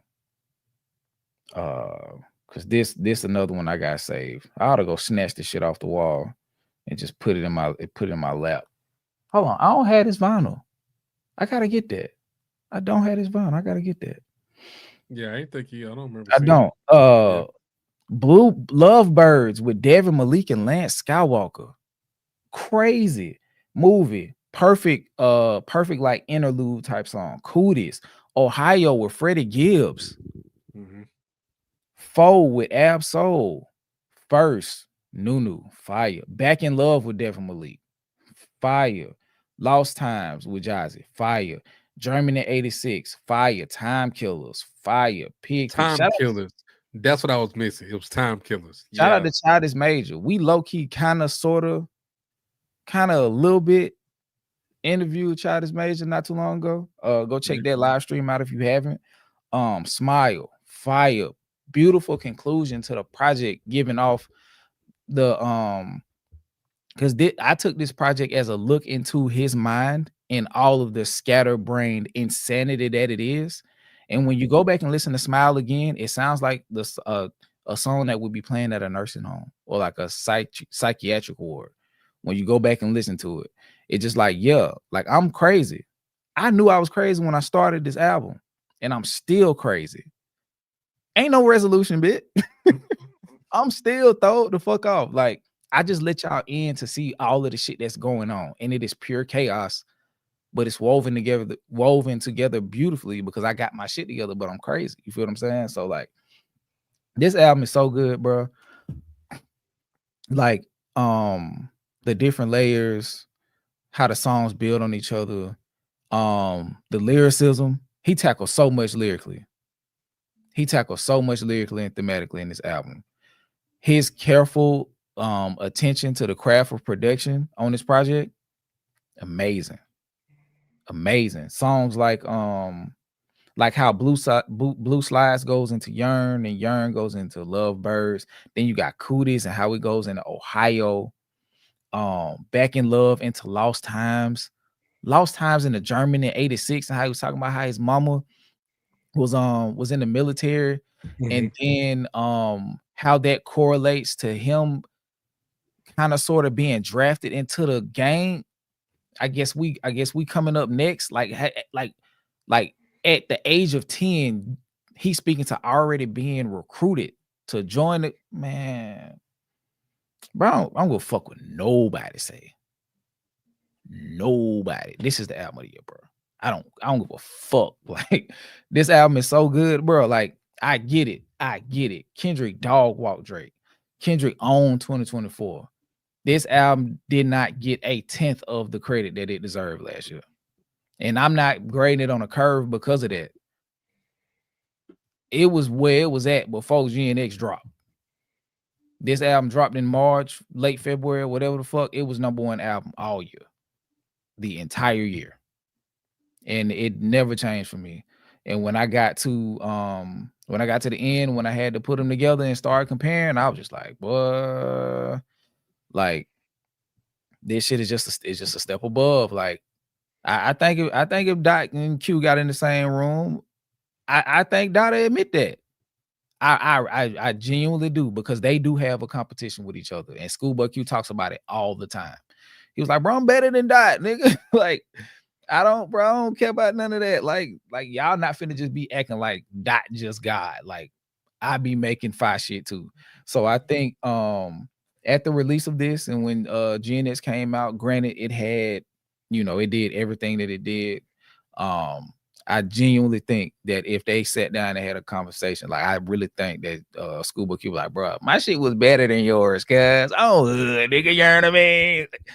But rating 9.6 out of 10. Lyricism 4.5. Production, 5. Musicality, 4.9. Replay value, 4.9. Themes and concepts, 4.7. So it was a narrow victory. It was a slight edge in lyricism, like ever so slight. The production had a couple steps up on it, and then it was like a decent step and a half up in themes and concepts over GNX. I just feel like this album was the most complete album of the year. It feels like every song was made with the album in mind, and everything was put together just so amazing, bro. Like, this album is amazing. I think this is Schoolboy Q's best album. I think if we really go down the rabbit hole and start doing some tabulation, Schoolboy Q is the second best rap artist out of TDE. Out of the top 5 rap albums from TDE, I think Schoolboy Q has 2 of them. Yeah, Schoolboy Q is a phenomenal artist. He is a phenomenal fucking artist, bro. And I just hope that, like, when the story of hip hop in the 2010s into the 2020s is told, that people put respect on his name, particularly as an artist, and later on in the game as a producer, songwriter, and lyricist. I just hope he gets the respect he deserves. This is a phenomenal album, and that's why it's my and it stood the test of time too. And I can firmly call this album a classic, along with GNX. But I can call this album a classic as of right now, September whatever 2025. This is a classic album. GNX is a classic album. Those are the 2 classics from 2024. Please Don't Cry and Chromacopia. They almost there. But those top 2 albums, both classics. And I just feel like Schoolboy Q brought more to the table. And I think him having 18 songs as opposed to Kendrick having 12, and then those extra 6 songs were hit really fucking just as good. hard as some of the best songs on GNX. It's just like, come on, dog. Like, he more punches thrown, more punches landed. You feel what I'm saying? And they hurt. You feel what I'm saying? So, like, yeah, I just, the offering was beautiful, bro. But yeah, man, that's all I have. I think we got a super chat from D2B2. Oh, I didn't even get to put this up. Let me put this up for a couple seconds. Let me talk some more shit. I forgot to put that up. Shout out to Mill with the big dog. I gotta find this album. I gotta find where it's distributed. Well, I'm sure it's distributed through TDE, but I gotta find it. I gotta get this. I gotta get it up on the wall. Gotta pull some albums down from the wall. So that might be a part of the next La Cosa Nostra, is reorganizing the 2 walls. Lauryn Hill is up on the modern contemporary wall. It has to come down. Y'all want Drake to come down. It don't have to come down, but I feel y'all, because this nigga's trying to destroy hip-hop. The Boogie album has to come down, and maybe Isaiah Rashad and Benny. Is Benny still out there? I already took Benny down. And Anderson .Paak. So with that leaves about 4 or 5 spots. So the Kendrick albums, Damn, Good Kid, Couple Butterflies. Would you keep Jay Electronica? That's probably coming down too, depending on. It depends on how many albums, because I just got TM 103. That's debatable whether or not it's going up, but I think it can. I think it has the strength to go up. Let God Sort Them Out is already up. TM 103 wouldn't be the one I put up there. Of course not, but I think it, as far as the albums that I have, I will put it up over Boogie. Oh, hell yeah, absolutely. That's what I'm saying. Like, it's not like, because we can't compare it to like the field, but like, but yeah, if you had Recession or TM 101, most, bro, we gonna have that conversation again. I play Recession today and last week. Lord, bro, I think it's better than TM 101, bro. I ain't mad at it. Like I said, there's another conversation. Let me read this. Shout out to D2B2 with the big dog 20. super chat. He said, my only issue with the Blue Lips vinyl is that I'm not quick enough to change from side A to side B and side C to side D seamlessly. Oh, okay. Yeah, because that the connectivity of it is like almost just as big a part of the listening experience as the lyrics.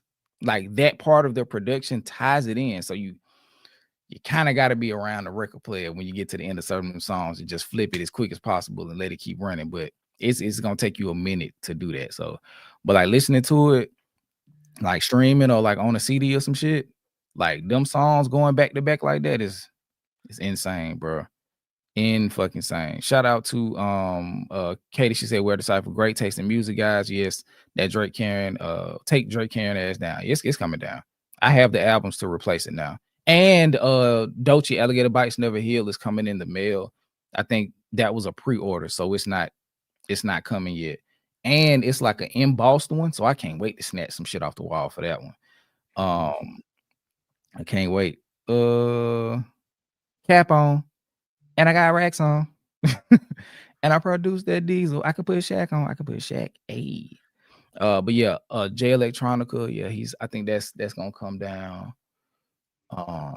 Lauren is gonna go up here, maybe, or maybe might get relegated to like the soul wall with like Black Messiah and a seat at the table and shit like that. I really want to take the Carter 3 down. I would take it down. But I only want to take it down because it's not the full album, because that nigga really cheated the system and like sold the vinyl as half the album. Oh, damn. Okay, I didn't know that. But with comparison, I would take the Carter 3 down 100%. I don't give a damn if it sold 1 million first week. But Fuck what that. do I like? Can I realistically replace that with TM103 though? No. All right, yeah, that's the thing. It's like, what are you replacing it with though? Yeah. Because like the Clips albums, they would have to go on this wall, and all of them can't go up. And but in my personal opinion is Hell Have No Fear. I'm aligned with Pusha T. I feel like Hell Have No Fear is the better of the first albums. So I would have to make room for that. Oh, Dark Twisted Fantasy is going over there. Like I hate that he's such a dickhead. Teflon Don is 2010, so that can go over there. Over there. So yeah, it's gonna be some reorganizing. Yeah, it's gonna be some reorganizing. But yeah, you got anything to say before we get out of here, man? Nah, man. I mean, I guess we have one stinker that they didn't like, but for the most part, yeah, we both had one. Well, man, I don't. They didn't like the Eminem, and they didn't like My Logic. Oh, okay. Yeah, they definitely was mad about the Eminem shit. But it's like, hey, man, that's a good fucking album. No, but either way, I was very confident in my list. I feel I enjoyed the process. When it got down to the top 10, I was pretty confident in the ones I had, because those are the ones that truly stood out amongst all the 105 albums for me. Like JPEG, I would say, but if I had to pick the best overall takeaway from it, like as far as me, as far as me gaining something from the experience, JPEG Mafia, I Lay Down My Wife For You, is probably my biggest takeaway, because that was not only the biggest surprise, but the overall probably best experience that I had with an album for the first time was that album. That was my biggest sleeper takeaway from this entire thing, is JPEG Mafia. If y'all ain't heard that album, that shit is tough. It is fire, dog. I love that album. So was there any like albums that you could take away that you didn't expect to be as good as it was, but in hindsight, like now you're looking at it like it's one of your good ones?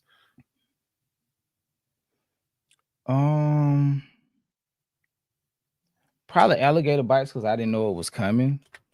Okay. Let me see if I got my top 25. Love and Service from Brother Ali. Okay. Yeah. If I had to pick one, it'd be Love and Service. Okay. Because I didn't know I didn't even know who he was. Yeah. But yeah, Love and Service and honorable mention Alligator Bites Never Healed if it was like to pick one that I didn't expect. Yeah. Because like I said, she was new, fairly new, but like listening to the songs that she was putting out on Instagram leading up to the release of this project, I knew she was talented because I had been hearing her prior because I heard her song Stressed maybe 3 years ago. But yeah, like the project in itself, like it's different to have talent and produce quality product. It's completely different. Yeah. And she did that. And Brother Ali just that Love and Service, like on first listen, that shit was just like this nigga really is this nigga really is a rap, like a fucking rap ninja or some shit. Like he was really smoking shit on that project. But yeah. JPEG would probably be my overall, but my run-up would probably be Childish Gambino, Bando Stone in the New World, like as my run-up. Simply because it took me on a journey. Like I had to really lean into and grow with that album to enjoy as much as I did. And I appreciate the process. I do. But now when I listen to the album, I love it. I love it from top to bottom. So yeah, those two are probably my biggest takeaways from all of the albums. So those will probably be the ones that, that I appreciate the most. I appreciate those two albums the most. Yeah. Out of all of them. So. Okay, so let me ask you the inverse. If it was one album that you wish you had not heard in the 105, which one would it be? Shit, it's a lot of them. I got one. Okay, what you got? That stands out from the rest. Yeah. Action Bronson. Oh hell yeah. That'll be mine too. Fuck that. That shit was so trash. Oh my god. That was a fucking garbage album. Oh my god. Oh, and honorable mention just for the amount of disrespect that came with the project. Your old Drew. Drew. Yep, your old Drew. I knew you said ain't no fucking way. You all the way from Europe, bite Nas whole style. And Russia. And Russia and low key. I don't want to say none with Russia. I'm not. No. Okay. Gotcha. No. I got you. I'm sorry. Europe. Yeah. Europe. Yeah. We not fucking with none of the sanctions. None of that. We just say Asia. Hey, we go to prison, nigga. What they do? We go to prison, nigga. But nah, for real. The way he did, he kind of, that shit was disrespectful, and he's disrespected Nas before. But for you to steal that nigga whole style so much so that the hip hop media thought that your old Drew was Nas moonlighting as another person. Nah, fuck that. Yeah. Get your old Drew the fuck out of here. Get him the fuck out of here. Get him the fuck out of here as a human being. Like, I hope I never come across any of his music again. I hope he finds success away the fuck from me, but I don't fuck with that. But yeah, let me see. Him too. But the thing about him is Ghostface and the Killer Bees will handle Action Bronson. And ever since then, he ain't had the same zeal in his music. So I feel like Action Bronson got the glow took from him when he got called to the carpet by Ghostface. So I think the poetic justice happened. And he ain't been good since. But let me read this. Shout out to D2B2. He said, damn, Action Bronson stealing Ghostface and Ty Style just to release trash project. Shameful shit. Exactly. Shout out to Low Key Finds 8709. See, that's why I asked y'all that question earlier about how do you get through listening to an album that's hard to get through. Now you feel me. It makes the note-taking process fun. Yeah. If you go back, I don't know which anyone to listen to, but it's some of them where like my notes is just like, fuck no. Or why does this song exist? Yeah. Or this artist is garbage. Like it makes that, like you just find something good about the process because it's all in leading to something great. So go ahead. And I got something. I'll probably say my biggest disappointment, because I expected a lot more from this guy in this album. I really thought he was gonna come with it. and he let me down. Big Sean, Rather Meeting You or Better. What the fuck that album was called, bruh? The potential is there, but you just cannot execute the way that you Oh, need to, bruh. that album was titled "Better Pee Than Poo." Oh my god. Yeah, Better Pee. That's he disappointed me so bad. I'm like, Sean, this is your moment. This is your time to really just like stop, say solidify yourself and stop letting these niggas play with you, bro. Like, this is it. It was. You didn't do that, bro. I was so sad. I was so sad, bro. I'm like, this shit is going nowhere near my top 25. Like I knew when he dropped the song "Freestyling in the Kitchen," talking about the big three. I was like, yeah. And then right after that, like that drop, the universe is not just shine. Just shut the fuck up. Stop mentioning niggas. Stop mentioning niggas. Stop trying to act unbothered because then the universe punishes you.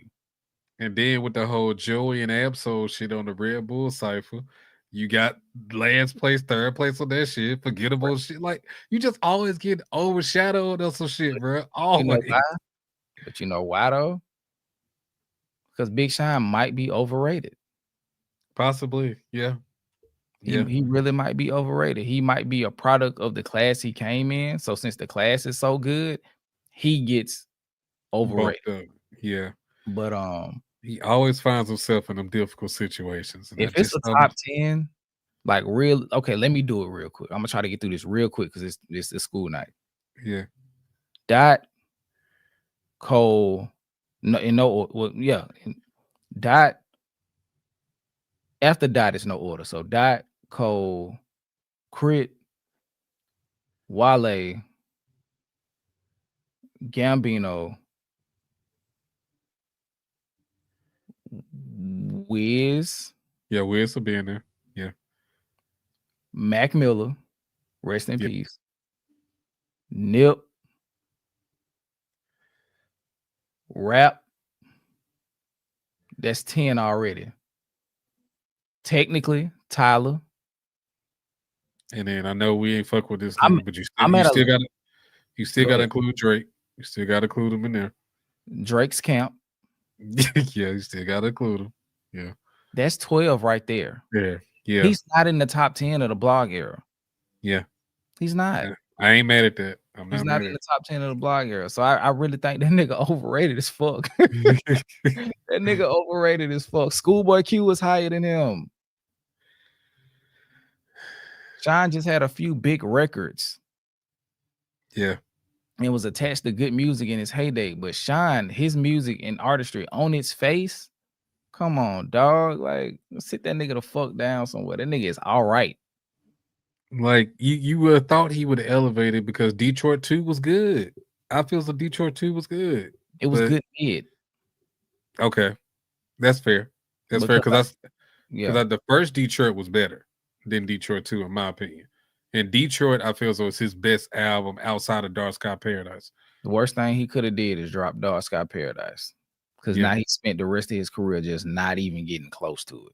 Yeah. But yeah. So yeah, that album, Big Sean album, just really disappointed me because I really thought he was gonna like put his flag down, like, nigga, I'm really him. Like, y'all just sleep on me, but I'm really him. I'm sad you thought that. Logic might be better than Big Sean. Like they're really right there. Like, but we're talking about project wide. Well, no, Logic kind of like dropped too many. Yeah. But if we talk about like top 4, what we got? Under Pressure, Tits, No Pressure, and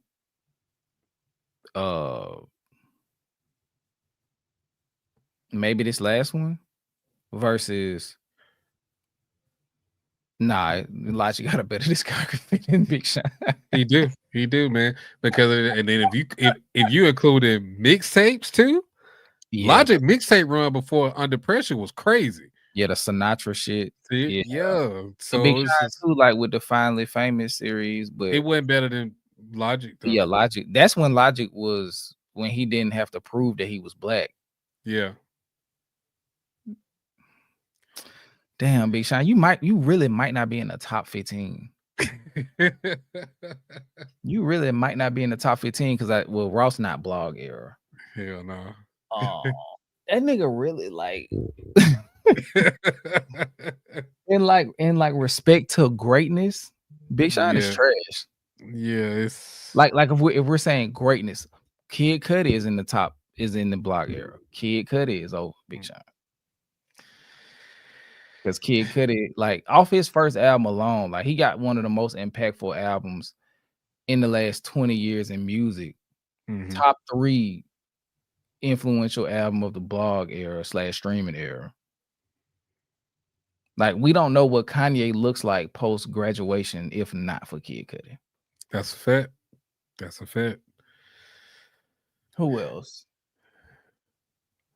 We like nah, I can't do that. I'll be reaching. Cause like Pusha T as a solo artist is low-key a blog era artist, but I feel like I'm reaching because he already existed. Nah, yeah. I wouldn't put him blog era. It wouldn't be fair. It wouldn't be fair. I don't put him blog era. I don't. But yeah, Big Sean is like 13 or 14 in the top 15 of the blog / streaming era. I'm gonna find another artist before we get off here. I really want to push him out of the top 15. Who else? Who else dropped between Vince Staples? Vince Staples definitely got a better discography than Big Sean. Bruh. Meek Mill. Yeah. That's 15. He's Damn. He's not in the top 15. He is not in the top 15. He just did it that quick. He is not in the top 15, bro. Oh, Chance the Rapper. And Chance the Rapper got the commercial success too. And he said, "You don't want no problem with me." He ain't got We really can push him out of the top 20 if we keep trying. Because we had we just did, that was just 3. That was 14, 15, and 16. So currently Big Sean is 17. We need 3 more rappers to push him out. Hold on.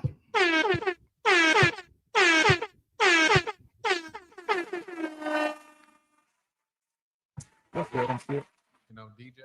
And this is the side. Shout out to D2B2 with the big dog $50 super chat. Skip was looking around his room, making sure that he didn't have Big Sean on his wall. Jesus. But nah, Jay Electronica don't have a catalog, bro. Nah. He don't have a catalog. Mick Jenkins. Nah. He don't have a catalog. He may be a better rapper than Sean for sure, but he don't have a catalog. Yeah. He can rap. He's a better rapper than him. Saba. Yeah, that's Saba. Catalog. He don't have a catalog. No. Like as far as like breakout, he don't have that. Yeah. No. We need 3 more, DJ, to put him out of the top 20. I'm not trying to do this. I want to. This is what we do. Like once we do this, we are signing off. We gotta. I gotta. You can leave. I gotta do it. I gotta get him out of here. No, I can't count Currency. Currency was around before the blog era. But it's not just about ability. It's like, what did Jay Electronica do? Like what? Like contribution gets counted too. What did he contribute to the game that would elevate him that way over him? Future. That's 18. I can't believe we forgot Future.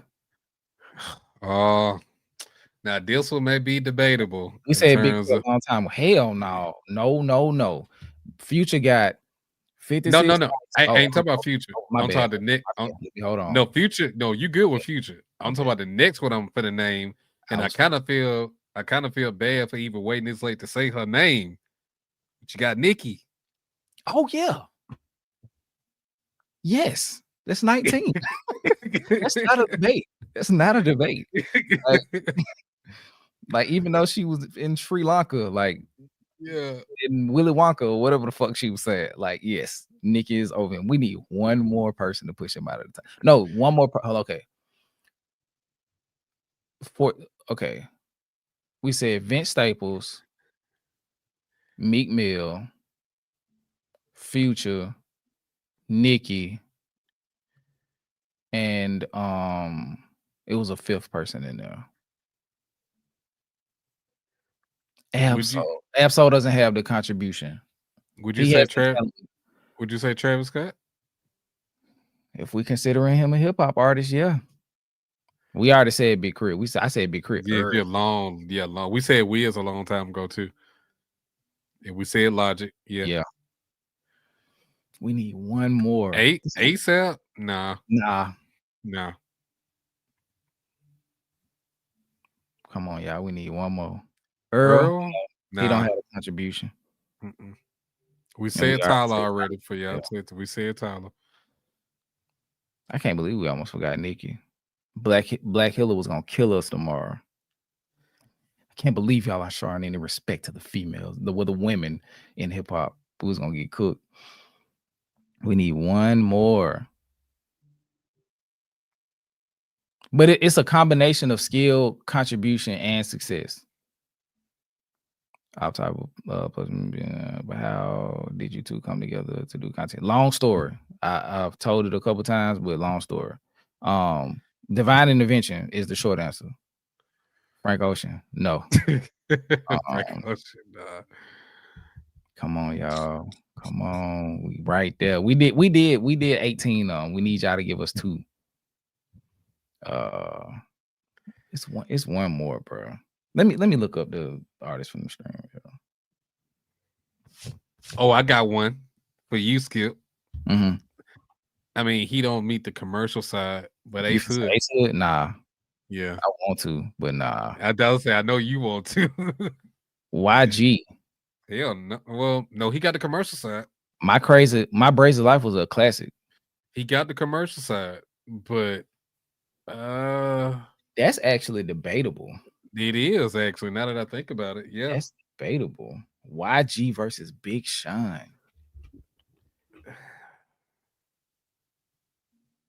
That's a good one. That's debatable. Real talk. That's a good one.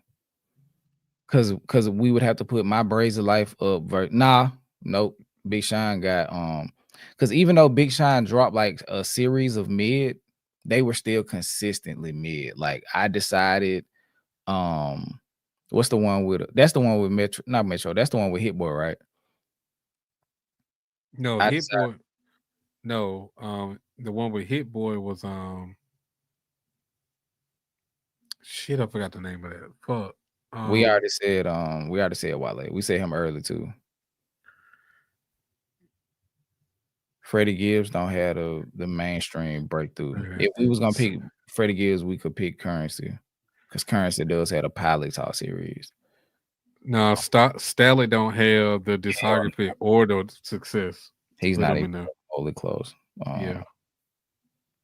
Best rappers of the 2010s. Danny Brown don't have the commercials. Oh shit, Denzel Curry. No. You wouldn't put him in there? Oh, Denzel Curry has no. Damn. He has the talent, but he doesn't have the commercial side. Yeah, he doesn't have a contribution to the space. Come on, y'all.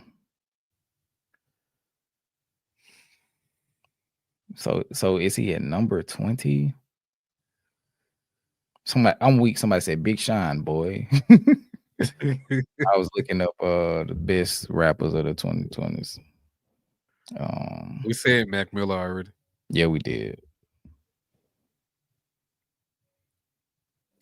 I appreciate you, Miss Mia. She said she got to head out. She got to be up in 4 hours. Okay.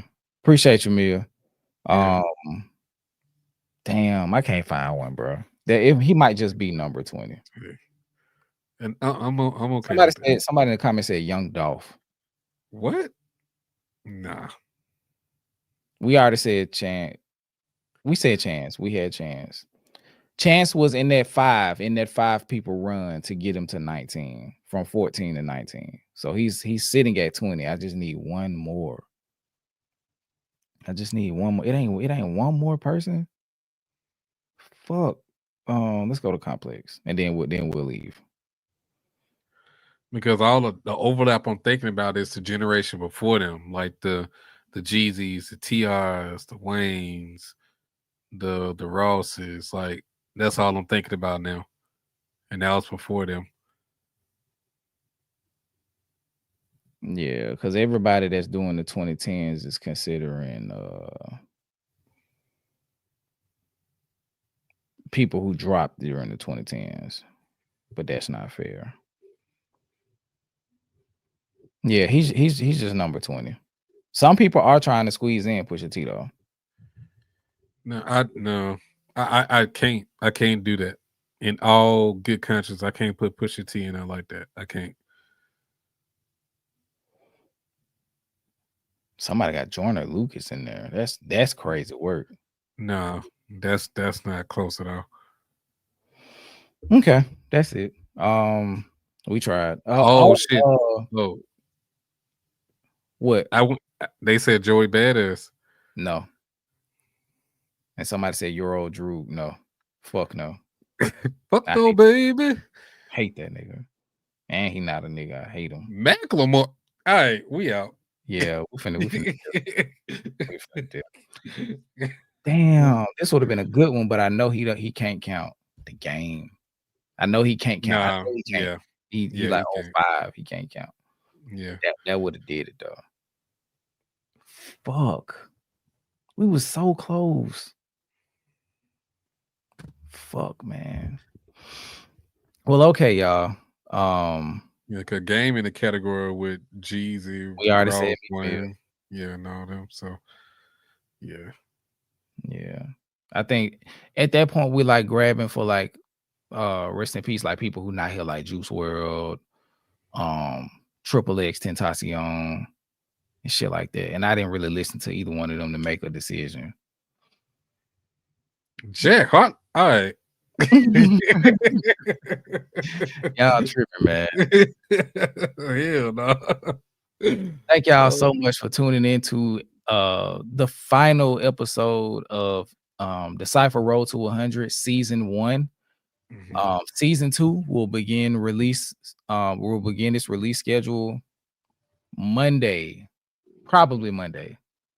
If not, it'll be sometime next week and it'll be a consistent day throughout the process. So I'm thinking Monday, because I feel like if we record on Monday, editing it and having it up for viewing in a week is extremely doable.